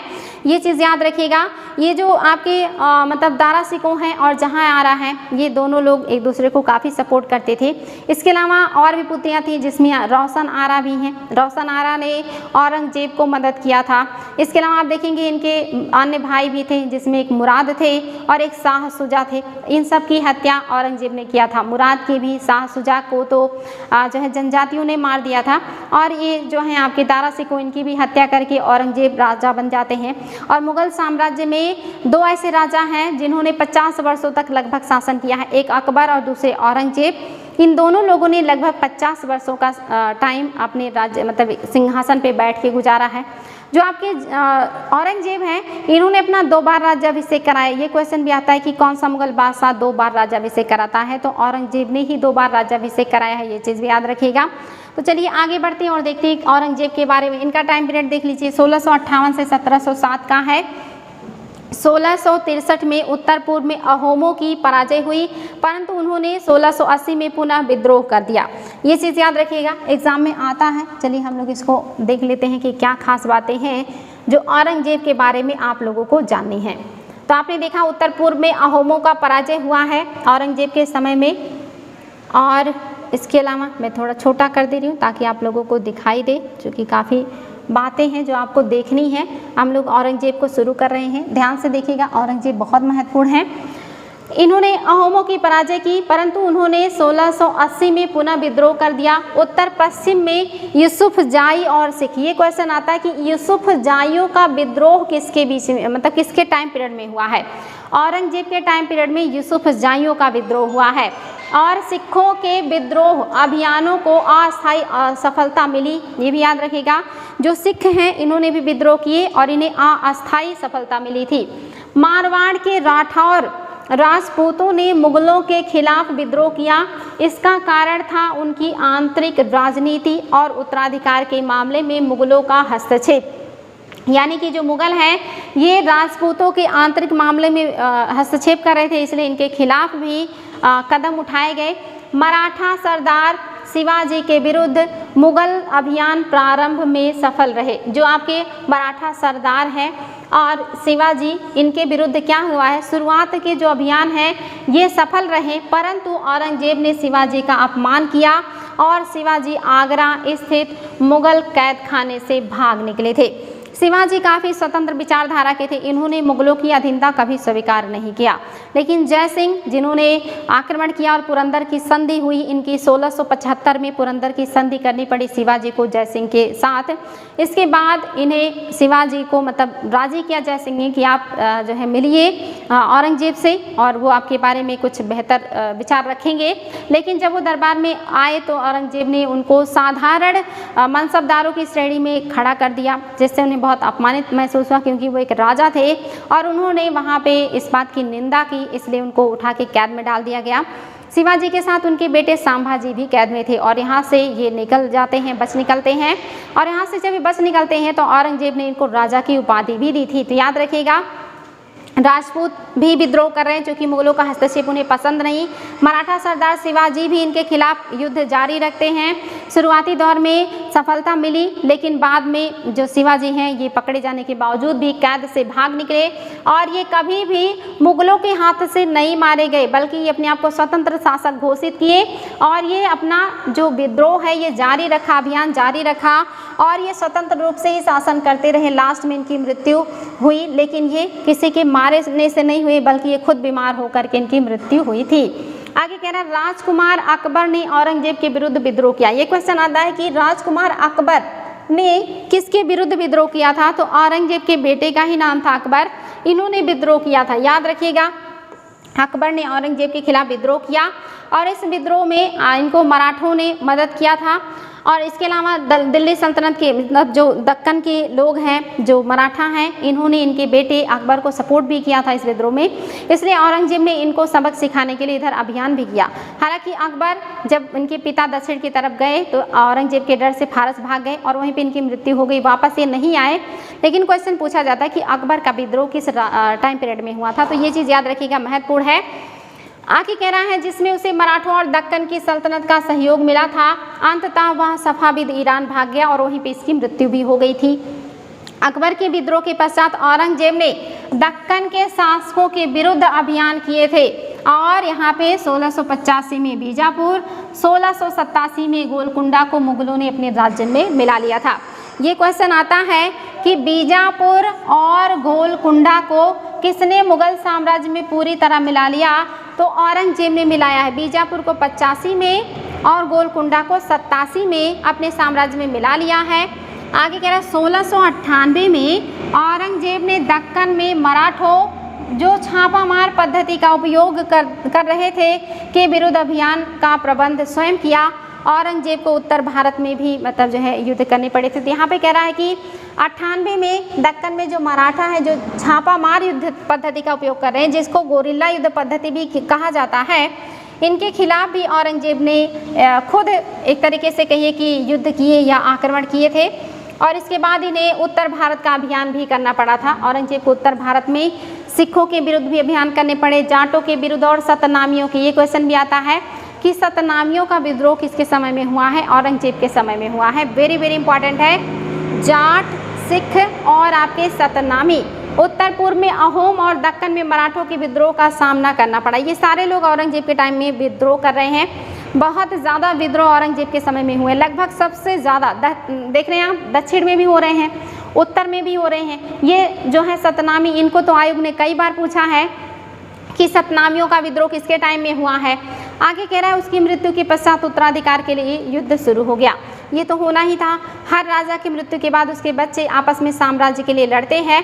तो जो औरंगजेब है, माना जाता है इन्होंने अपना पूरा जो जीवन काल है, जो पैसे हैं, जो समय है, वो सब इन्होंने दक्कन विजय में लगा लिया और इस वजह से इनके साम्राज्य का पतन हो गया था। ये भी एक बड़ा रीज़न माना जाता है। आप देख रहे हैं बीजापुर, अहमदनगर, बरार, ये सारे क्षेत्र आपके गोलकुंडा सब मुगल साम्राज्य में शामिल हो गए थे। चित्तौड़ भी है, ये गुजरात, ये सारे इलाके इनके साम्राज्य में, अहोम तक के क्षेत्र इन्होंने अपने साम्राज्य में मिला लिए। साथ ही आपने देखा था कि काबुल और कांधार भी मुगलों की सीमा में आ गया था। लेकिन हर राजा के बाद उत्तराधिकार की समस्या शुरू हो जाती है। उत्तराधिकार की मुगल परंपराएं क्या हैं, ये भी देख लेते हैं हम कि किस परंपरा के आधार पर मुगल उत्तराधिकारी नियुक्त करते हैं। तो इनके यहाँ अलग ही परंपरा है। देखिए कह रहे हैं मुगल ज्येष्ठाधिकार के नियम में विश्वास नहीं करते थे, जिसमें ज्येष्ठ पुत्र अपने पिता के राज्य का उत्तराधिकारी होता था। मुगलों का कहना था कि ज्येष्ठ पुत्र ही राजा बने, जरूरी नहीं, हो सकता है ज्येष्ठ पुत्र से ज़्यादा योग्य उसके अन्य पुत्रों में से कोई हो जाए, यानी कि 4-5 अगर बच्चे हैं तो उनमें से जो सबसे योग्य होगा, भले ही वो सबसे छोटा ही क्यों ना हो, वही राजा बनेगा। ऐसा नहीं है कि कोई जो ज्येष्ठ है वही राजा बनेगा। दूसरा ये मानते हैं कि किसी एक व्यक्ति को पूरा साम्राज्य देना उचित नहीं है। ये कहते हैं जितने बच्चे हैं सभी को राज्य का हिस्सा दे दिया जाए। जैसे वर्तमान में है, पिता की मृत्यु के बाद जितने बच्चे होते हैं सभी को बराबर का अधिकार उसकी संपत्ति में मिल जाता है। ऐसा नहीं कि पिता के बाद ज्येष्ठ पुत्र को सारी संपत्ति मिल जाएगा और बाकी बच्चे बेकार हो जाए। मुगलों ने ये परंपरा चलाई कि पिता की मृत्यु के बाद जितना भी साम्राज्य है वो सभी बच्चों में बांट दिया जाएगा। तो ये कह रहा है कि ज्येष्ठाधिकार इसमें विश्वास नहीं करते थे। इसके विपरीत उत्तराधिकार के सहदायाद, ये याद रखिएगा, सहदायाद को की मुगल और तैमूर वंश की प्रथा को अपनाते थे, जिसमें उत्तराधिकार का विभाजन समस्त पुत्रों में कर दिया जाता था। यानी कि समस्त पुत्रों में साम्राज्य का विभाजन होगा और ये क्या कहलाता था? सहदायाद। तालिका 1 में दिए गए रंगीन उद्धरणों को पढ़िए और मुगल राजकुमारों के विद्रोह से जुड़े प्रमाणों पर गौर कीजिए। आपके अनुसार उत्तराधिकार का कौन सा तरीका सही था, ज्येष्ठाधिकार या सहदायाद? आपको बताना है कि आपके हिसाब से सबसे अच्छा तरीका क्या है। यहाँ पे देखिए दिया हुआ है, जहांगीर की माँ कौन थी, ये चीज़ याद रखिएगा। जहांगीर की माँ कछवाहा की राजकुमारी, कछवाहा नरेश थी, उनकी राजकुमारी थी। वह अंबर वर्तमान में जयपुर के राजपूत शासक की पुत्री थी। जो शाहजहां है, इनकी माँ एक राठौर राजकुमारी थी। वह मारवाड़ जो कि जोधपुर है के राजपूत शासक की पुत्री थी। ये देखिए 2 मुगल बादशाह ऐसे हैं जिनकी माताएं राजपूत कन्याएं हैं, जिसमें से आपकी जहांगीर की जो माँ है ये अंबर या आपके कछवाहा नरेश की बेटी है जिनका नाम था जोधाबाई, इनसे उत्पन्न हुए हैं। आपके शाहजहां जो है इनकी माँ भी एक राजपूत हैं, राठौर राजकुमारी हैं जो मारवाड़ वर्तमान जोधपुर के शासक हैं। तो ये 2 शासक जहांगीर और शाहजहां ऐसे हैं जिनकी माताएं जो हैं वो कैसी राजकुमारियां हैं? राजपूत राजकुमारियां हैं। चलिए आगे बढ़ते हैं। मुगल के अन्य शासकों के साथ संबंध। जो मुगल हैं इनका भारत के अन्य शासकों के साथ कैसा संबंध रहा, ये भी देख लेते हैं। कह रहा है तालिका 1 को फिर से देखें, आप पाएंगे कि मुगलों ने उन शासकों के विरुद्ध लगातार अभियान किए जिन्होंने उनकी सत्ता को स्वीकार करने से इनकार कर दिया। यानी कि मुगलों ने उन राजाओं के खिलाफ लगातार अभियान किए जिन्होंने उनकी सत्ता को स्वीकार करने से मना कर दिया। उनके खिलाफ इन्होंने बहुत सारे अभियान किए। आगे क्या कह रहा है, जब मुगल शक्तिशाली हो गए तो अन्य कई शासकों ने स्वेच्छा से उनकी सत्ता को स्वीकार कर लिया। राजपूत इसका एक अच्छा उदाहरण, मतलब राजपूत इसका एक अच्छा उदाहरण है, यानी कि राजपूत इसका एक अच्छा उदाहरण है कि जब मुगल शक्तिशाली हुए तो राजपूतों ने उनकी अधीनता स्वीकार ली। सभी ने नहीं किया, लेकिन मैक्सिमम ने उनकी अधीनता स्वीकार कर ली थी। आगे कह रहा है, अनेकों ने मुगल घरानों में अपनी पुत्रियों का विवाह कर उच्च पद प्राप्त किए, परंतु कईयों ने विरोध भी किया। ये देखिए, जैसे जैसे मुगल शक्तिशाली होते गए, इनके संबंध राजपूतों के साथ अच्छे होते चले गए। कहीं से वैवाहिक संबंध, कहीं दोस्ती का संबंध, ऐसे बहुत सारे संबंध शामिल हो गए। लेकिन कुछ ऐसे भी थे जिन्होंने इनकी अधीनता कभी स्वीकार नहीं किया था, जैसे चित्तौड़ के जो शासक हैं, मेवाड़ के जो शासक हैं, इन लोगों ने कभी भी मुगलों की अधीनता स्वीकार नहीं की। पीढ़ी दर पीढ़ी ये मुगलों का विरोध करते रहे और उनसे युद्ध भी लड़ते रहे। ये चीज़ याद रखिएगा। आगे देखिए, उदाहरण के रूप में मेवाड़ के सिसोदिया राजपूत लंबे समय तक मुगलों की सत्ता को स्वीकार करने से इनकार करते रहे, परंतु जब वे हारे तो मुगलों ने उनके साथ सम्माननीय व्यवहार किया और उन्हें उनकी जागीर, जिसको वतन कहा जाता था, वतन जागीर के रूप में वापस कर दिया था। ये देखिए, लंबे समय तक इन्होंने मुगलों का विरोध किया। जो मेवाड़ के राजा हैं, इन्होंने मुगलों की अधीनता स्वीकार नहीं की, लेकिन जब ये हार गए और मुगलों की अधीनता स्वीकार कर ली तो मुगलों ने इनका अपमान नहीं किया, इनको नुकसान नहीं पहुंचाया, बल्कि अपनी अधीनता के अंडर ही इनको सम्मान दिया, इनको मनसब दी और इनको एक तरीके से कहिए कि अपमानित नहीं किया। और ये एक बढ़िया रीज़न रहा इनके लिए, एक बढ़िया तरीका था। आगे कह रहा है कि पराजित करने परंतु अपमानित न करने के बीच सावधानी से बनाए गए संतुलन की वजह से मुगल भारत में अनेक शासकों और सरदारों पर अपना प्रभाव बढ़ा पाए। और देखिए, पराजित करना और अपमानित करना दोनों के बीच बहुत सावधानी से इन्होंने फर्क रखा कि किसी को हरा देना अपने आप में अपमान है, लेकिन हराने के बाद फिर उसको अपमानित फील ना करके उसको गले लगा लेना या उसको सम्मान देना, उसको इज्जत देना, ये करने की वजह से ये मुगलों को इनकी सत्ता भारत में स्थापित करने में काफ़ी मदद की, क्योंकि इन्होंने लोगों को अपमानित नहीं किया। अगर अपमानित करते तो इनके दुश्मन बन जाते और आने वाली पीढ़ियाँ इनको नुकसान पहुँचाती, लेकिन सम्मान दिया जिससे उन्होंने उनको पूरी ज़्यादा मदद करी, पूरा निष्ठा के साथ मुगलों के साथ रहे और आने वाली पीढ़ियाँ भी मुगलों का साथ देती रही, जिसकी वजह से मुगल साम्राज्य भारत में स्थापित हुआ और लोगों का प्यार, सम्मान और सहयोग इनको प्राप्त हुआ। ये नीति अकबर की है। आगे कह रहा है, हालांकि इसको जहांगीर ने भी अपनाया था। प्रभाव बढ़ा पाए, परंतु इस संतुलन को हमेशा बरकरार रखना कठिन था। एक बार फिर तालिका 1 को देखें, गौर करें कि जब शिवाजी मुगल सत्ता स्वीकार करने आए तो औरंगजेब ने उनका अपमान किया। इस अपमान का क्या परिणाम हुआ? लेकिन ये नीति हमेशा नहीं चली। अकबर ने शुरू किया, जहांगीर ने उसको पालन किया, कुछ हद तक शाहजहां ने भी फॉलो किया, लेकिन औरंगजेब ने इसको फॉलो नहीं किया। जब शिवाजी उनके दरबार में आए बात करने के लिए तो जो औरंगजेब हैं उन्होंने शिवाजी का अपमान किया और इसका क्या परिणाम हुआ? वो कैद से भाग गए और फिर से विद्रोह कर दिया और मुगलों के खिलाफ युद्ध करते रहे और उनके उत्तराधिकारी भी मुगलों के खिलाफ लड़ते रहे। तो इसका परिणाम उल्टा हो गया। मनसबदार और जागीरदार, ये देखिए क्वेश्चन IAS में आया था, यहीं से सीधा का सीधा जो है कट पेस्ट कर लिया गया था कि मनसबदार और जागीरदार में क्या अंतर होता है। जैसे जैसे साम्राज्य में विभिन्न क्षेत्र सम्मिलित होते गए, वैसे वैसे मुगलों ने तरह तरह के सामाजिक समूहों के सदस्यों को प्रशासन में नियुक्त करना आरंभ किया। शुरू में ज़्यादातर सरदार तुर्क, जिसको तुरानी कहते थे, लेकिन अब इस छोटे समूह के साथ साथ उन्होंने शासक वर्ग में ईरानियों और भारतीय मुसलमानों, इसके अलावा अफगानों, राजपूतों, मराठों और अन्य समूहों को सम्मिलित किया। मुगलों की सेवा में आने वाले नौकरशाह मनसबदार कहलाते थे। यानी कि देख रहे हैं आप लोग, तुरानी भी हैं, ईरानी भी हैं, मुगल भी हैं, अफगान भी हैं, मुसलमान भी हैं, राजपूत, मराठे, सभी समूह इनके राज्य में आते जा रहे हैं और सभी समूहों के लोगों की सेवाएं इनको मिल रही हैं। और ये जो लोग काम कर रहे हैं राजा के लिए, ये क्या कहला रहे हैं? मनसबदार कहला रहे हैं। मनसबदारी प्रथा की शुरुआत किसने किया? आयोग ने पूछा है। अकबर के टाइम पीरियड में मनसबदारी प्रथा की शुरुआत हुई और सबसे ज़्यादा मनसबदार औरंगजेब के टाइम पीरियड में थे, ये बात याद रखिएगा। मनसबदार शब्द का प्रयोग ऐसे व्यक्ति के लिए होता था जिन्हें कोई मनसब यानी कोई सरकारी हैसियत अथवा पद मिलता था। मनसब मतलब जो है, मनसब का मतलब है हैसियत या पद, पद भी कह सकते हैं, हैसियत भी कह सकते हैं, इसी को मनसब कहते हैं। यह मुगलों द्वारा चलाई गई श्रेणी व्यवस्था थी जिसके जरिए पद और वेतन एवं सैन्य उत्तरदायित्व निर्धारित किए जाते थे। जितना बड़ा मनसब होता था उतना ही बड़ा पद माना जाता, उतना ही बड़ा ज़्यादा वेतन होता, उतने ही ज़्यादा उसके पास सैनिक होते थे। ये मनसबदार है, निर्धारित किए जाते थे। पद और वेतन का निर्धारण जात की संख्या पर निर्भर होता था। जात की संख्या जितनी अधिक होती थी, दरबार में अभिजात को प्रतिष्ठा उतनी ही बढ़ जाती थी और उसका वेतन भी उतना ही अधिक होता था। देखिए, जो जात है ना, जात जिसका जितना ज़्यादा बड़ा होगा, जात की संख्या जितनी ज़्यादा होगी, उसका वेतन भी उतना ज़्यादा होगा और उसके पास सेना भी उतनी ही ज़्यादा होंगी। ये बात याद रखिएगा, काफ़ी महत्वपूर्ण है।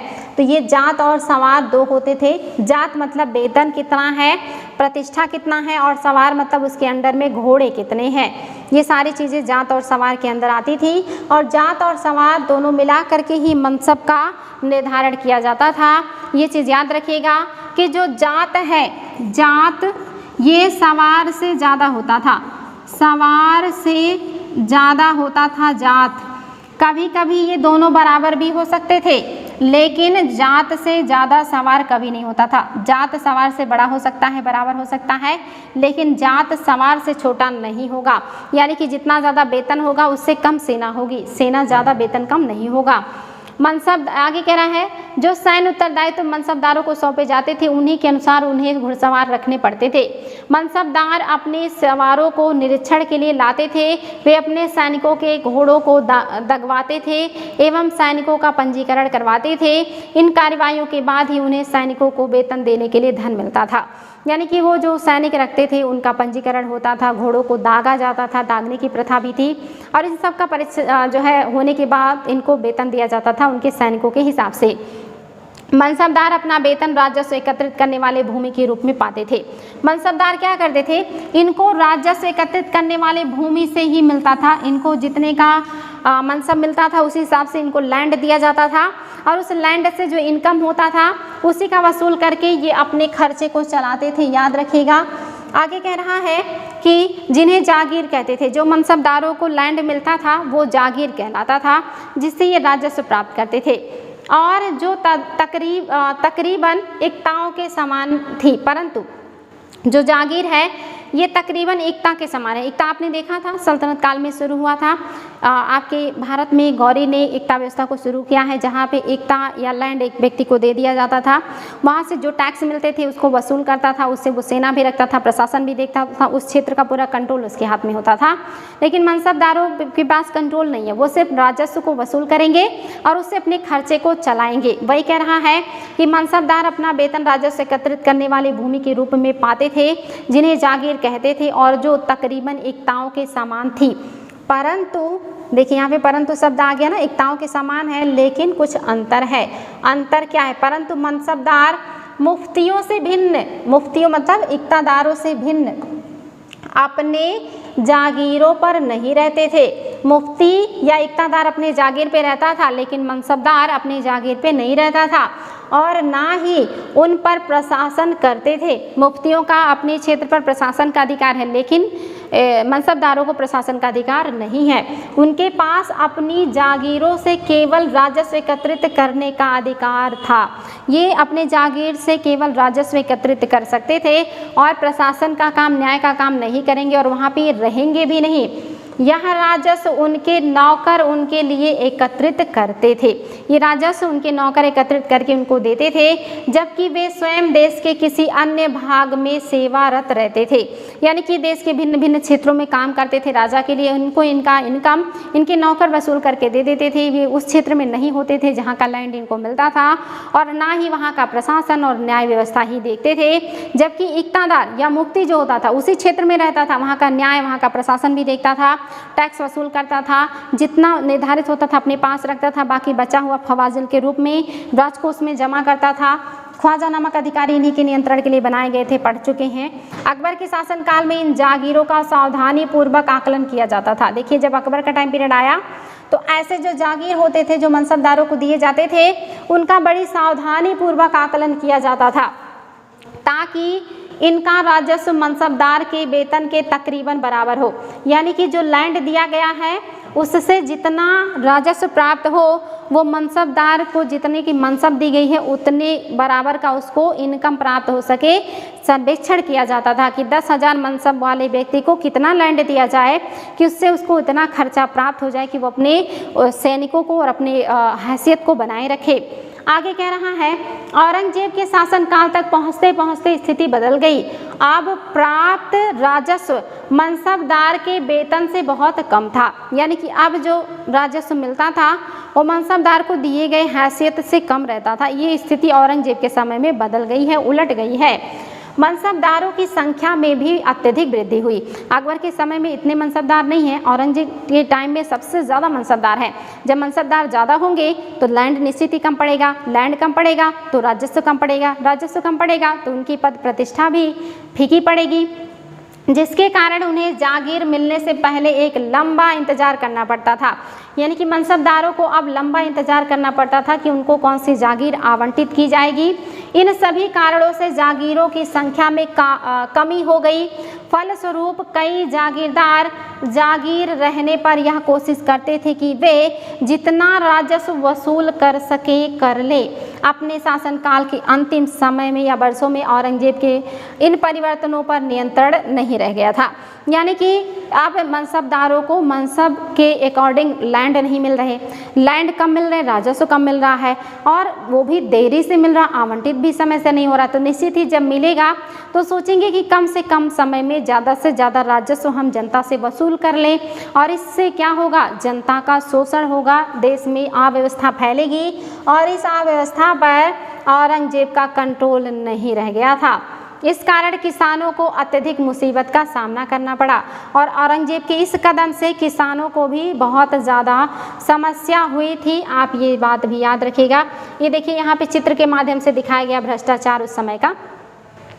देखिए जो एक तरीके से कहिए अधिकारी है, उसको रिश्वत दे रहा है कोई व्यक्ति और यहाँ पे अधिकारी जनता को मार रहे हैं कि ज़्यादा से ज़्यादा राजस्व उनको प्राप्त हो सके, वसूल कर सके। ये चीज़ याद रखिएगा, इम्पॉर्टेंट है आपके लिए। चलिए देखते हैं हम लोग और भी आगे क्या बातें हैं। कह रहा है आपका, मैं थोड़ा बड़ा कर दे रही हूँ, जब्त और जमींदार मुगलों की आमदनी का प्रमुख साधन किसानों की उपज से मिलने वाला राजस्व था। मिलने वाले राजस्व से ही मुगलों को इनकम होता था। अधिकतर स्थानों पर किसान ग्रामीण कुलीनों यानी कि मुखिया या स्थानीय सरदारों के माध्यम से राजस्व देते थे। स्थानीय स्तर पे जो मुखिया होता था, जो मतलब एक तरीके से कि प्रधान होता था, वही राजस्व को वसूल करके राजा को देता था। पहले भी था और लंबे समय तक बना रहा। आगे कह रहा है कि समस्त मध्यस्थों के लिए, यानी कि जो मध्यस्थ होते थे, मध्यस्थों के लिए चाहे वह स्थानीय ग्राम के मुखिया हो या फिर शक्तिशाली सरदार हो, मुगल एक ही शब्द जमींदार का प्रयोग करते थे। जमींदार कौन है? स्थानीय स्तर के वो नेता हैं जो किसानों से राजस्व को वसूल करके राजा के कोष में जमा करते हैं। वो गांव के हो या शहर के, उनके लिए मुगल एक ही शब्द का उपयोग करते हैं, जमींदार। तो देखिए अंतर है, एक जमींदार हैं, एक तरफ आपके मनसबदार हैं और दूसरा मतलब आपने देखा था आपके मुफ्ती या इक्तादार। ये सब में अंतर है, आपको समझ में आ गया होगा, मैं ऐसा उम्मीद करती हूँ। आगे कह रहा है अकबर के राजस्व मंत्री टोडरमल ने 10 साल 1570 से 80 की कालावधि के लिए कृषि पैदावार, कीमतों और कृषि भूमि का सावधानी पूर्वक सर्वेक्षण किया। इन आंकड़ों के आधार पर प्रत्येक फसल पर नगद के रूप में कर यानी कि राजस्व निश्चित कर दिया गया। प्रत्येक सूबे को राजस्व मंडलों में बांटा गया और प्रत्येक को हर फसल के लिए राजस्व दर की अलग सूची बनाई गई। राजस्व प्राप्त करने की ये पद्धति क्या कहलाती है? दहसाला पद्धति कहलाती है, या इसको जब्ती प्रणाली भी कहते हैं। और जब्ती प्रणाली के प्रणेता कौन है? यह दहसाला पद्धति के प्रणेता कौन है? तो वो हैं टोडरमल। टोडरमल कौन से विभाग के हैं? राजस्व मंत्री हैं टोडरमल। और इन्होंने 10 सालों का अध्ययन किया। 10 सालों के दरमियान इन्होंने देखा कि इस कालावधि में कृषि में पैदावार किस तरह के हो रहे हैं, रेशियो क्या है। इसके अलावा इन्होंने देखा कि कीमतों में कितना उतार चढ़ाव आ रहा है, और इन्होंने देखा कृषि भूमियों का सावधानीपूर्वक कैसे सर्वेक्षण हो रहा है। उसी आधार पर 10 सालों का अध्ययन करने के बाद इन्होंने भू राजस्व निर्धारण कर दिया कि इतना राजस्व हमें लेना चाहिए। और अकबर के टाइम पीरियड में राजस्व भी नगद में लिया जाता था, ये चीज़ याद रखिएगा। और ये जो पहला सर्वेक्षण टोडरमल ने किया है ये गुजरात में किया था, ये चीज़ भी याद रखिएगा, गुजरात में किया गया था। आगे बढ़ते हैं। राजस्व प्राप्त करने की इस व्यवस्था को जब्त कहा जाता था। मैंने आपको पहले ही बताया, इसको जाब्ती प्रणाली या जब्त कहा जाता था। यह व्यवस्था उन स्थानों पर प्रचलित थी जहां पर मुगल प्रशासनिक अधिकारी भूमि का निरीक्षण कर सकते थे। ये दहसाला पद्धति कहां पर संभव है? जहां पर मुगल प्रशासनिक अधिकारी भूमि का निरीक्षण कर सकते थे वहां पे प्रचलित है, ताकि वो सावधानी पूर्वक उनका हिसाब रख सकते थे। ऐसे निरीक्षण गुजरात और बंगाल जैसे प्रांतों में संभव नहीं था, यानी कि गुजरात और बंगाल काफ़ी दूर है, ऐसे क्षेत्रों में ये निरीक्षण संभव नहीं है, तो निश्चित यहाँ पे दहसाला पद्धति लागू नहीं होगा। बाकी जो आसपास का इलाका है जहाँ पे इनका कंट्रोल है, जहाँ पे ये निरीक्षण कर सकते हैं, वहाँ पे दहसाला पद्धति या जाब्ती पद्धति का ही प्रयोग किया जाता था। कुछ क्षेत्रों में जमींदार इतने शक्तिशाली थे कि मुगल प्रशासकों द्वारा शोषित किए जाने की स्थिति में विद्रोह कर सकते थे। कभी कभी एक ही जाति के जमींदार और किसान मुगल सत्ता के खिलाफ मिलकर विद्रोह कर देते थे। 17वीं शताब्दी के आखिर से ऐसे किसान विद्रोहों ने मुगल साम्राज्य की अस्थायित्व को चुनौती दी, यानी कि जो साम्राज्य के दूर दूर क्षेत्रों में क्षेत्र होते थे वहाँ पे मुगल जो सरदार होते थे या जो प्रशासक होते थे वो बहुत ज़्यादा जनता का शोषण करते थे, और जब वो शोषण करते थे तो आम जनता जमींदारों के साथ मिलकर विद्रोह कर देती थी, और ऐसे विद्रोह दूर दराज के क्षेत्रों में बहुत ज़्यादा होने लगे, और ख़ास करके औरंगजेब के टाइम पीरियड में तो बहुत ज़्यादा विद्रोह हुए, और इस विद्रोह के चलते साम्राज्य कहीं ना कहीं कमज़ोर हुआ और पतन की तरफ आगे बढ़ गया था। ये चीज़ भी याद रखिएगा, किसानों का विद्रोह भी पतन के लिए जिम्मेदार होता है। अकबरनामा और आईने अकबरी। अकबर ने अपनी करीबी मित्र और दरबारी अबुल फजल को आदेश दिया कि वह उनके शासन का इतिहास लिखे। अबुल फजल ने यह इतिहास 3 जिल्दों में लिखा है, याद रखिएगा 3 जिल्दों में अबुल फजल ने ये इतिहास लिखा है, अपने आप में महत्वपूर्ण है। और इसका शीर्षक क्या है? अकबरनामा। ये क्वेश्चन आता है अकबरनामा कितने भागों में बटा है? तो 3 भागों में बटा है। पहली जिल्द में अकबर के पूर्वजों का बयान है, और दूसरी अकबर के शासनकाल की घटनाओं का विवरण देती है। तीसरी जिल्द आईने अकबरी है। ये क्वेश्चन भी आता है कि आईने अकबरी अकबरनामा का कौन सा हिस्सा है? तो ये तीसरा पार्ट है, तीसरा जिल्द है। इसमें अकबर के प्रशासन, घराने, सेना, राजस्व और साम्राज्य के भूगोल का ब्यौरा मिलता है। इसलिए सबसे महत्वपूर्ण क्या है? आईने अकबरी है, क्योंकि इसमें देखिए प्रशासन, घराने, सेना, राजस्व और भूगोल का, जो उनके साम्राज्य का भूगोल है, ज्योग्राफी है, उसका भी वर्णन है। इसमें समकालीन भारत के लोगों की परंपराओं और संस्कृतियों का भी विस्तृत वर्णन है। आईने अकबरी का सबसे रोचक आयाम है आपका कह रहा आईने अकबरी का सबसे रोचक आयाम है इन सारी चीज़ों का वर्णन, जिसमें संस्कृतियाँ भी हैं, भारत के लोगों की परंपराएं हैं, विविध प्रकार की जो फसलें हैं इनको इसमें शामिल किया गया। ये अपने आप में एक इंटरेस्टिंग बात है कि फसल कौन से होते थे, पैदावार किस तरह का है, कीमतें कैसी हैं, मजदूरी किस तरह से दी जाती है, और राजस्व, साथ ही कह रहा राजस्व का सांख्यिकीय विवरण। ये सारी चीज़ें आईने अकबरी में है जो काफ़ी रोचक मानी जाती हैं, ये चीज़ याद रखिएगा। आगे देखिए अकबर की नीतियाँ, नज़दीक से एक नज़र। अकबर की नीतियाँ देख लेते हैं, नज़दीक से एक नज़र अकबर की नीतियों के बारे में। प्रशासन के मुख्य अभिलक्षण अकबर ने निर्धारित किए थे और इनका विस्तृत वर्णन अबुल फजल की अकबरनामा विशेषकर आईने अकबरी में मिलता है। अकबर के प्रशासन की जानकारी कहाँ मिलता है? अकबरनामा पुस्तक की तीसरी जिल्द आईने अकबरी में मिलता है, जिसको लिखा है अबुल फजल ने। आगे कह रहा है अबुल फजल के अनुसार साम्राज्य कई प्रांतों में बटा हुआ था जिन्हें सूबा कहा जाता था। ये क्वेश्चन आता है, सूबा क्या था? प्रांत को उस समय सूबा कहा जाता था और प्रांत का जो अधिकारी होता था वो सूबेदार कहलाता था। आगे कह रहा है सूबों के प्रशासक सूबेदार कहलाते थे। ये देखिए, सूबेदार कहाँ के प्रशासक हैं? प्रांतों के प्रशासक हैं, जो राजनैतिक तथा सैनिक दोनों प्रकार के कार्य का निर्वहन करते थे। ये राजनैतिक रूप से भी कंट्रोल करते थे और सेना भी उपलब्ध कराते थे राजा को, जो सूबेदार कहलाते थे अलग अलग क्षेत्रों के। प्रत्येक प्रांत में एक वित्तीय अधिकारी भी होता था। प्रांत में क्या होगा? ये देखिए, प्रशासनिक और सैन्य अधिकारी हो गया तो वित्तीय अधिकारी भी होगा। वित्तीय अधिकारी क्या कहलाता था? दीवान कहलाता था। कानून और व्यवस्था बनाए रखने के लिए सूबेदार को अन्य अफसरों की भी ज़रूरत होती थी, यानी कि जो अन्य अफसर हैं कानून और व्यवस्था को बनाए रखने में वो अकबर की मदद भी करेंगे, सहयोग करेंगे। जैसे कि बख्शी, बख्शी क्या है? सैनिक वेतना अधिकारी है। देखिए, बख्शी क्या कहलाते हैं? सैनिक पदाधिकारी हैं। सदर धार्मिक और धर्मार्थ किए जाने वाले कार्यों का मंत्री है। ये चीज़ भी याद रखिएगा, बख्शी सेना से जुड़ा हुआ अधिकारी है और सदर धार्मिक या धर्मार्थ किए जाने वाले कार्यों का मंत्री है। फौजदार क्या है? सेना नायक है। ये चीज़ भी याद रखिएगा। और कोतवाल नगर का पुलिस अधीक्षक है। ये सारी चीज़ें याद रखिएगा। आज भी देखिए, नगर में कोतवाली होती है, जो पुलिस अधीक्षक होता है पूरे नगर के प्रशासन को कंट्रोल करता है। ऐसे फौजदार हैं जो सेना नायक हैं, जो मारपीट को निपटारा करते हैं। और आपकी बख्शी सैनिक वेतनाधिकारी है। सदर धार्मिक और धर्म से जुड़े हुए अन्य क्षेत्रों को भी देखता है। ये देखिए, जहांगीर के दरबार पर नूरजहां का प्रभाव। मेहरुन्निसा ने 1611 में जहांगीर से विवाह किया। ये क्वेश्चन आता है कि मेहरुन्निसा या नूरजहां का विवाह जहांगीर के साथ कब हुआ है? 1611 ईस्वी में हुआ है।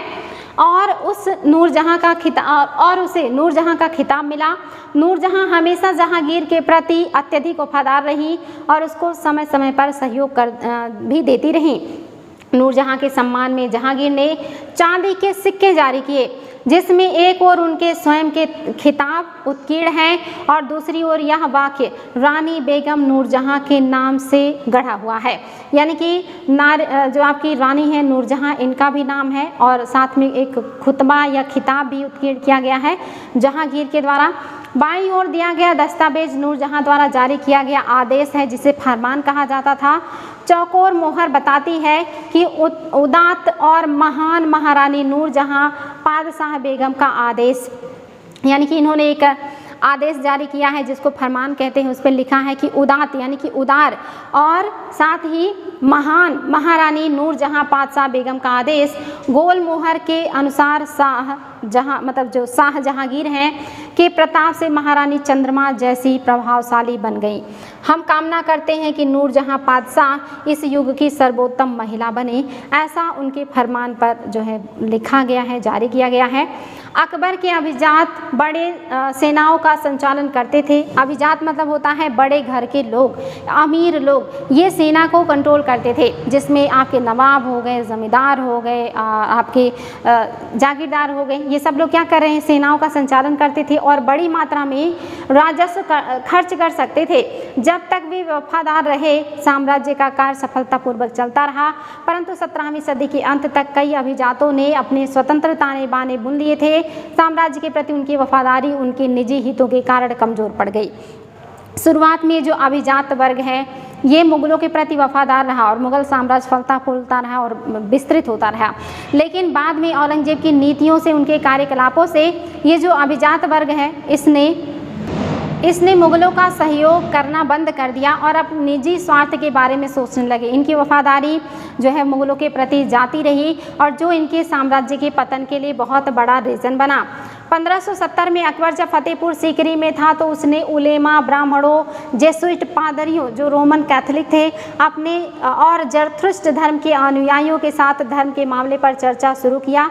मैंने आपको बताया 1575 में इबादत खाने की स्थापना, 78 में सभी को बुलाया गया वहाँ पे डिस्कशन करने के लिए। आगे कह रहा है ये चर्चाएं इबादत खाना में हुई। अकबर की रुचि विभिन्न व्यक्तियों के धर्मों और रीति रिवाजों में थी।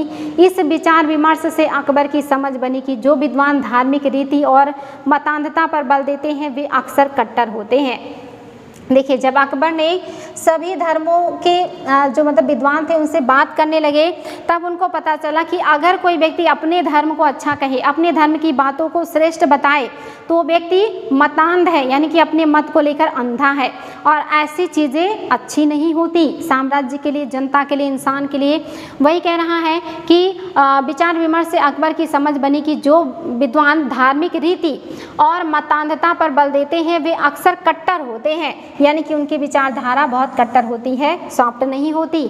उनकी शिक्षाएं प्रजा के बीच विभाजन का काम कर सकती हैं, असामंजस्य पैदा कर सकती हैं। ये अनुभव अकबर को सुलह एक कुल या सर्वत्र शांति के विचार को की ओर ले गया। सहिष्णुता की यह धारणा विभिन्न धर्मों के अनुयायियों में अंतर नहीं करती थी, यानी कि अकबर को पता चला कि जो व्यक्ति अपनी बातों को बार बार कहे कि यही सही है, यही सही है, वो अच्छा नहीं है, वो कट्टर है, उसकी विचारधारा जनता के लिए अच्छी नहीं है। इसीलिए उन्हें लगा कि सभी धर्मों में अच्छी बातें हैं और सभी धर्मों की अच्छी बातों को फॉलो करना चाहिए। अगर कोई मतान्ध होगा या अपनी बातों को लेकर कट्टर होगा तो वो जनता में विभाजन लाएगा, असामंजस्य लाएगा, जो साम्राज्य को खोखला करेगा।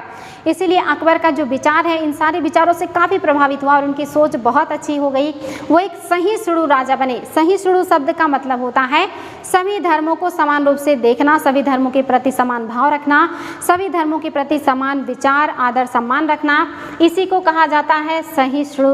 और ये अकबर के विचारों को सहिष्णु बनाती हैं जो सभी धर्मों से उन्होंने सीखी थी। आगे कह रहा है कि अनुयायियों में अंतर नहीं करती। जो सहिष्णु होते हैं वो अनुयायियों में अंतर नहीं करते, सभी धर्म के अनुयायियों को समान भाव से ही देखते हैं, समान भाव से सम्मान देते हैं। ये सारे देखिए इबादत खाने में अकबर विभिन्न धर्मों के विद्वानों के साथ चर्चा करते हुए, देखिए अलग अलग धर्मों के विद्वानों के साथ अकबर चर्चा कर रहे हैं इबादत खाने में, और यहाँ से इनका विचार बहुत ज़्यादा अच्छा होता चला गया, प्रभावित होता चला गया। यहाँ पे देख लीजिए अकबर ने कई संस्कृत ग्रंथों का फारसी में अनुवाद कराया। इन्होंने एक अनुवाद विभाग ही बना दिया था कि सभी ग्रंथों का फारसी में अनुवाद कीजिए ताकि पता चले है क्या इसमें, और अनुवाद कार्य को संपन्न कराया। इस उद्देश्य हेतु उन्होंने फतेहपुर सीकरी में एक मकतब खाना या अनुवाद ब्यूरो का स्थापना भी किया। महाभारत, रामायण, लीलावती, योग वशिष्ठ जैसे कुछ उल्लेखनीय संस्कृत ग्रंथों का अनुवाद कार्य भी पूरा किया गया। ये क्वेश्चन आता है कि रज़्मनामा किसका फारसी अनुवाद है? महाभारत का। किसके समय में हुआ? अकबर के समय में। ये चीज़ याद रखिएगा, यही यहाँ पे दिया हुआ है। अब हम लोग बात कर लेते हैं और जो महत्वपूर्ण बातें हैं उनकी। यहाँ से शुरू होगा कि उनके जो विचार होते हैं वो सहिष्णु होते हैं। इसका केंद्र बिंदु भी नीति शास्त्रीय एक व्यवस्था जो सर्वत्र लागू की जा सकती है और जिसमें केवल सच्चाई, न्याय और शांति पर बल दिया जाता है से प्रभावित है।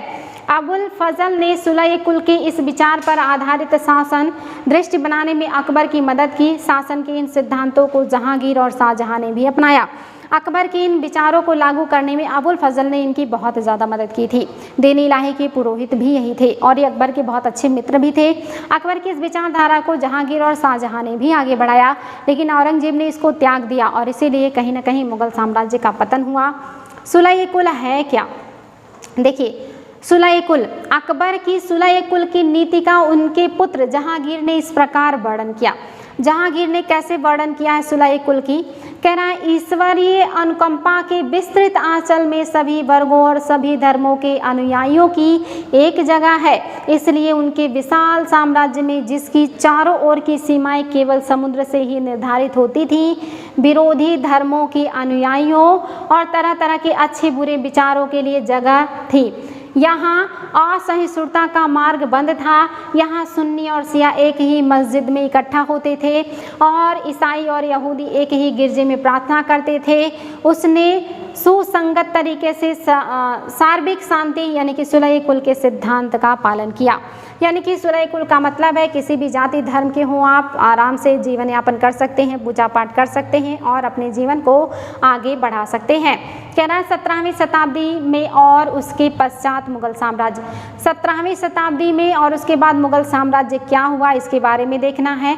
तो 17वीं शताब्दी के उत्तरार्ध में मुगल साम्राज्य का पतन होना शुरू हो गया था और उसके बाद इनका पतन ही हो जाता है। आगे देख लेते हैं क्या है इसमें खास बातें जो हमें जाननी है। मुगल साम्राज्य की प्रशासनिक और सैनिक कुशलता के फलस्वरूप आर्थिक और वाणिज्यिक समृद्धि में वृद्धि हुई। विदेशी यात्रियों ने इसे वैसा धनी देश बताया जैसा कि किस्से कहानियों में वर्णित होता है। जो विदेशी यात्री हैं वो कहते हैं कि भारत ऐसा ही धनी देश है जैसा किस्से कहानियों में हमने सुना है। भारत के बारे में इतनी समृद्धि है भारत में मुगल काल में। आगे कह रहा है परंतु यही यात्री इसी प्रचुरता के साथ मिलने वाली दरिद्रता को देखकर विस्मृत रह गए, यानी कि विस्मित हो गए कि मतलब ये कैसे संभव है, जहाँ इतनी समृद्धि है, इतना धन दौलत है, वहाँ पे बहुत ज़्यादा लोग ऐसे भी हैं जो दरिद्र हैं, गरीब हैं। आगे कह रहा है विस्मित रह गए। सामाजिक असमानताएं साफ दिखाई पड़ रही थी। ये जो जाति पात है ये इतनी ज़्यादा भरी हुई थी, कूट कूट करके समाज में दिखाई तो देंगी ही। शाहजहाँ के शासनकाल के 20वें वर्ष के दस्तावेजों से हमें पता चलता है कि ऐसे मनसबदार जिनको उच्चतम पद प्राप्त था कुल 8000 में से 445 ही थे। कुल मनसबदारों की एक छोटी संख्या 5.6% को ही साम्राज्य के अनुमानित राजस्व का एक जो है 61.5% स्वयं उनके समारोह के वेतन के रूप में दिया जाता था। मुगल सम्राट और उनके मनसबदार अपनी आय का बहुत बड़ा भाग वेतन और वस्तुओं पर लगा देते थे। इस खर्चे से शिल्पकारों और किसानों को लाभ होता था क्योंकि वे वस्तुओं और फसल की पूर्ति करते थे, परंतु राजस्व का भार इतना था कि प्राथमिक उत्पादक किसान और शिल्पकारों के पास निवेश के लिए बहुत कम धन बचता था। यानी कि मैक्सिमम जो इलाके हैं वो मनसबदारों और ऐसे लोगों को दे दिए गए हैं राजस्व वसूली के लिए। ये लोग उत्पादन का काम करते हैं जिससे किसान और बाकी लोगों को फायदा होता है, लेकिन इतना ज़्यादा उनसे राजस्व वसूल लिया जाता है कि उनके पास दोबारा निवेश करने के लिए कुछ भी नहीं बचता और इनके गरीब होने का रीज़न बन गया। इनमें से जो बहुत गरीब थे मुश्किल से ही पेट भर पाते थे। वे उत्पादन शक्ति बढ़ाने के लिए अतिरिक्त संसाधनों में औजारों और अन्य वस्तुओं में निवेश करने की बात सोच भी नहीं सकते थे। ऐसी अर्थव्यवस्था में ज़्यादा धनी किसान, शिल्पकारों के समूह, व्यापारी और महाजन ज़्यादा लाभ उठाते थे। यानी कि ऐसी अवस्था में ज़्यादा फायदा किसको होगा? धनी किसानों के पास होगा जिनके पास ज़्यादा लैंड है, शिल्पकारों को होगा जो बड़े पैमाने पे हाथ से काम कर रहे हैं, और व्यापारियों को होगा, इसके अलावा महाजनों को होगा। लेकिन जो छोटे किसान हैं, जो मजदूर हैं, जो अन्य लोग हैं, इनको फ़ायदा नहीं मिलता था। ये तो बहुत ज़्यादा गरीब होते जा रहे थे, इनका तो पेट भरना भी मुश्किल हो रहा था, बीच के लोगों को फ़ायदा हो रहा था। मुगलों के कुलीन वर्गों के हाथों में बहुत धन और संसाधन थे, जिनके कारण 17वीं सदी के अंतिम वर्षों में वे अत्यधिक शक्तिशाली हो गए। जैसे जैसे मुगल सम्राट की सत्ता पतन की ओर बढ़ती गई, वैसे वैसे विभिन्न क्षेत्रों में सम्राट के सेवक स्वयं ही सत्ता के शक्तिशाली केंद्र बनने लगे। यानी कि जो बड़े बड़े ओहदों पर थे वो बहुत ज़्यादा पावरफुल थे, उनके पास बहुत ज़्यादा पैसा था। वो धीरे धीरे करके इतने पावरफुल और शक्तिशाली हो गए, इतना पैसा आ गया उनके पास कि जैसे जैसे मुगल साम्राज्य पतन की तरफ बढ़ा, कमज़ोर होता गया, इन्होंने अपने अपने क्षेत्र में स्वयं को शासक घोषित कर दिया। जैसे अवध में अवध के नवाब ने स्वतंत्र सत्ता स्थापित कर ली, हैदराबाद में वहाँ के नवाब ने स्वतंत्र सत्ता स्थापित कर ली, बंगाल में मुर्शिद कुली खान ने अपने आप को स्वतंत्र कर लिया, जाटों ने अलग स्वतंत्र कर लिया, सिखों ने अलग स्वतंत्र कर लिया। तो इस तरह से जो बड़े बड़े लोग हैं वो पावरफुल हैं, उनके पास पैसे हैं, वो स्वतंत्र घोषित कर रहे हैं, लेकिन जो छोटे मोटे स्तर के लोग हैं, वो गरीब हैं, वो शोषण का शिकार हो रहे हैं। आगे कह रहा है कि इनमें से कुछ ने नए वंश स्थापित किए और हैदराबाद एवं अवध जैसे प्रांतों में अपना नियंत्रण जमाया। यद्यपि वे दिल्ली के मुगल सम्राट को स्वामी के रूप में मान्यता देते रहे, तथापि 18वीं शताब्दी तक साम्राज्य के कई प्रांत और अपनी स्वतंत्र राजनीतिक पहचान बना चुके थे। इसके बारे में हम 10वें अध्याय में विस्तार से चर्चा करेंगे। यानी कि कुछ क्षेत्र अपने आप को स्वतंत्र किए लेकिन मुगलों की अधीनता स्वीकार किए रहे, लेकिन बहुत से क्षेत्र ऐसे थे जिन्होंने मुगलों की स्वतंत्रता मतलब जो है अधीनता भी स्वीकार नहीं की और अपने आप को पूरी तरह से स्वतंत्र कर लिया। और ऐसे क्षेत्रों के बारे में आपको अध्याय 10 में और भी ज़्यादा विस्तार से देखने को मिलेगा। अब देखिए राजा और रानी। 16वीं सदी में मुगलों के लगभग समकालीन संसार के विभिन्न भागों में भी कई महान राजा रानियां थीं। इनमें ऑटोमन तुर्कों के सुल्तान सुलेमान शामिल हैं, जिनका टाइम पीरियड 1520 से लेकर 1566 है। उनके राज में ऑटोमन राज्य का विस्तार यूरोप की ओर हुआ। उसने हंगरी को अपने राज्य में मिला लिया और ऑस्ट्रिया को भी घेर लिया। ये जो टर्की है ये हंगरी और ऑस्ट्रिया तक पहुंच गया है। शासक कौन है? सुलेमान है। आगे कह रहा है उसने हंगरी को अपने राज्य में मिला लिया, ऑस्ट्रिया भी उसके मतलब साम्राज्य में शामिल हो गया। उसकी फौज ने बगदाद और इराक में भी एक तरीके से कहीं अपना साम्राज्य स्थापित कर लिया। मोरक्को तथा उत्तरी अफ्रीका का बहुत हिस्सा ऑटोमन सत्ता को मानता था। सुलेमान ने ऑटोमन सैनिकों का पुनर्गठन किया। पूर्वी भूमध्य सागर के इलाके पर इन सैनिकों के प्रभुत्व की वजह से स्पेन के साथ उसकी प्रतिस्पर्धा हुई। अरब सागर में इस नौसेना ने पुर्तगालियों को चुनौती दी और सम्राट को अल कानूनी विधि निर्माता का खिताब दिया गया, क्योंकि उसके शासनकाल में बड़ी संख्या में नियम कानून बनाए गए थे। यानी कि उसी समय ऑटोमन साम्राज्य में जहाँ के शासक हैं सुलेमान, इन्होंने ऑटोमन साम्राज्य का बहुत ज़्यादा विस्तार किया। हंगरी को भी मिला लिया, ऑस्ट्रिया को मिला लिया, इधर देखिए ईरान इराक के इलाके को मिला लिया। इसके अलावा अफ्रीका के उत्तरी हिस्से के लोग भी उनके ताकत को, उनकी समृद्धि को, उनकी संप्रभुता को एक्सेप्ट करते हैं। भूमध्य सागर के अलावा जो लाल सागर वगैरह इन सभी क्षेत्रों पर भी ऑटोमन साम्राज्य का अधिकार हो गया।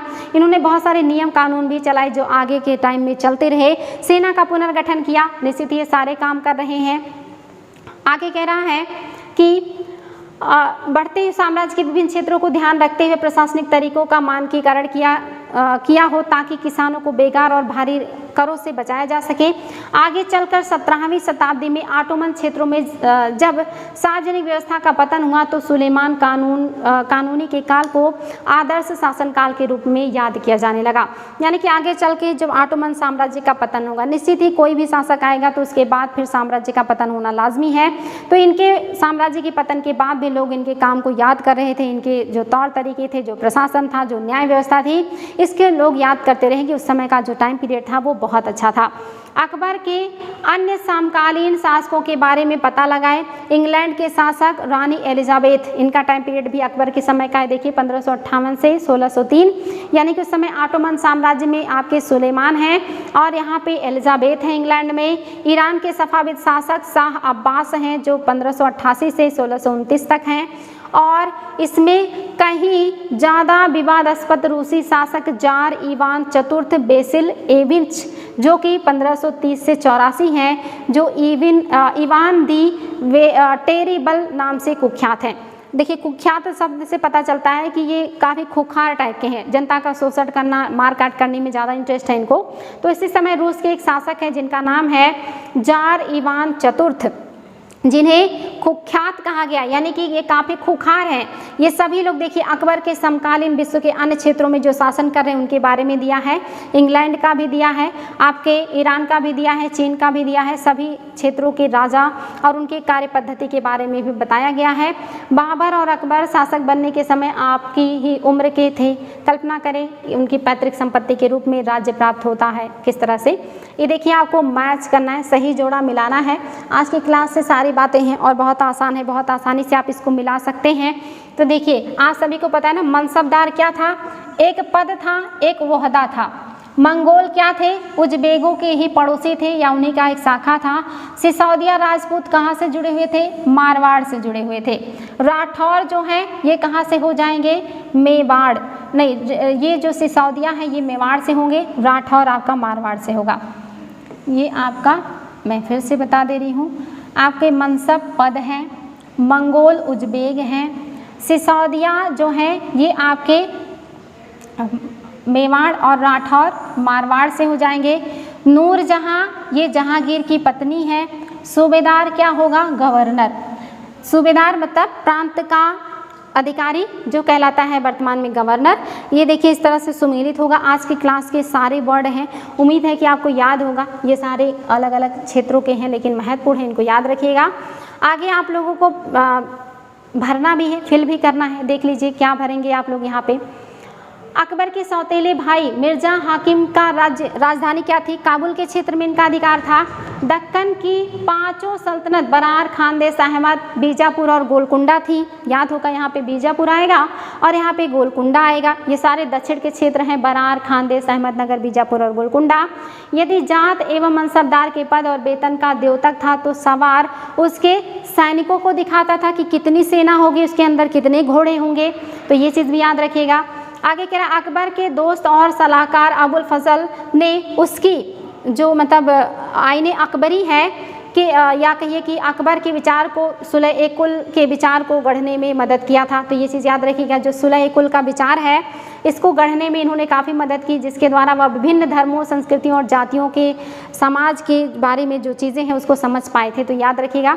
आगे देखिए क्वेश्चन है, मुगल राज्य के अधीन आने वाले केंद्रीय प्रांत कौन से थे? मनसबदार और जागीरदार में क्या अंतर होता है, क्या संबंध है? संबंध बताना है आपको। मुगल प्रशासन में जमींदार की क्या भूमिका थी? शासन प्रशासन संबंधी अकबर के विचारों के निर्माण में धार्मिक विद्वानों से होने वाली चर्चाएं कितनी महत्वपूर्ण थी? मुगलों ने खुद को मंगोल की अपेक्षा तैमूर के वंशज होने पर क्यों बल दिया? ये सारी चीज़ें आप लोगों ने पढ़ा है, तो निश्चित ही क्वेश्चन सॉल्व करने में बिल्कुल समस्या नहीं होगी आप लोगों को। ये सारे आप शॉर्ट स्क्रीन लेकर के आंसर राइटिंग ज़रूर लिखिएगा कमेंट बॉक्स में। आप लोगों के आंसर राइटिंग का हमें इंतजार रहता है, इसलिए आप लोगों के आंसर राइटिंग का मतलब एक तरीके से कि लिखना बहुत ही ज़्यादा आवश्यक है, आप लोगों के ज्ञान के लिए भी और कॉन्फिडेंस के लिए भी और साथ ही दिमाग के डेवलपमेंट के लिए भी। तो आपके पास ये 12 प्रश्न हैं जिनको आप बहुत ही अच्छी तरीके से लिख सकते हैं और अपनी नॉलेज को जो है एक तरीके से कहिए कि दिखा सकते हैं कि हाँ आपने कितना अच्छे से समझा, कितने अच्छे से पढ़ा और आप लोग कितनी आसानी से सारी चीज़ें सॉल्व कर सकते हैं। तो उम्मीद है क्लास अच्छी लगी होगी। काफ़ी बड़ा क्लास हो गया लेकिन काफ़ी महत्वपूर्ण है, आप लोगों को ये सारी चीज़ें जाननी चाहिए। तो नोट्स भी बनाते रहिएगा और आंसर राइटिंग ज़रूर कीजिएगा। हम लोग फिर मिलेंगे नेक्स्ट डे न्यू चैप्टर के साथ। आज के लिए इतना ही। Thank you so much.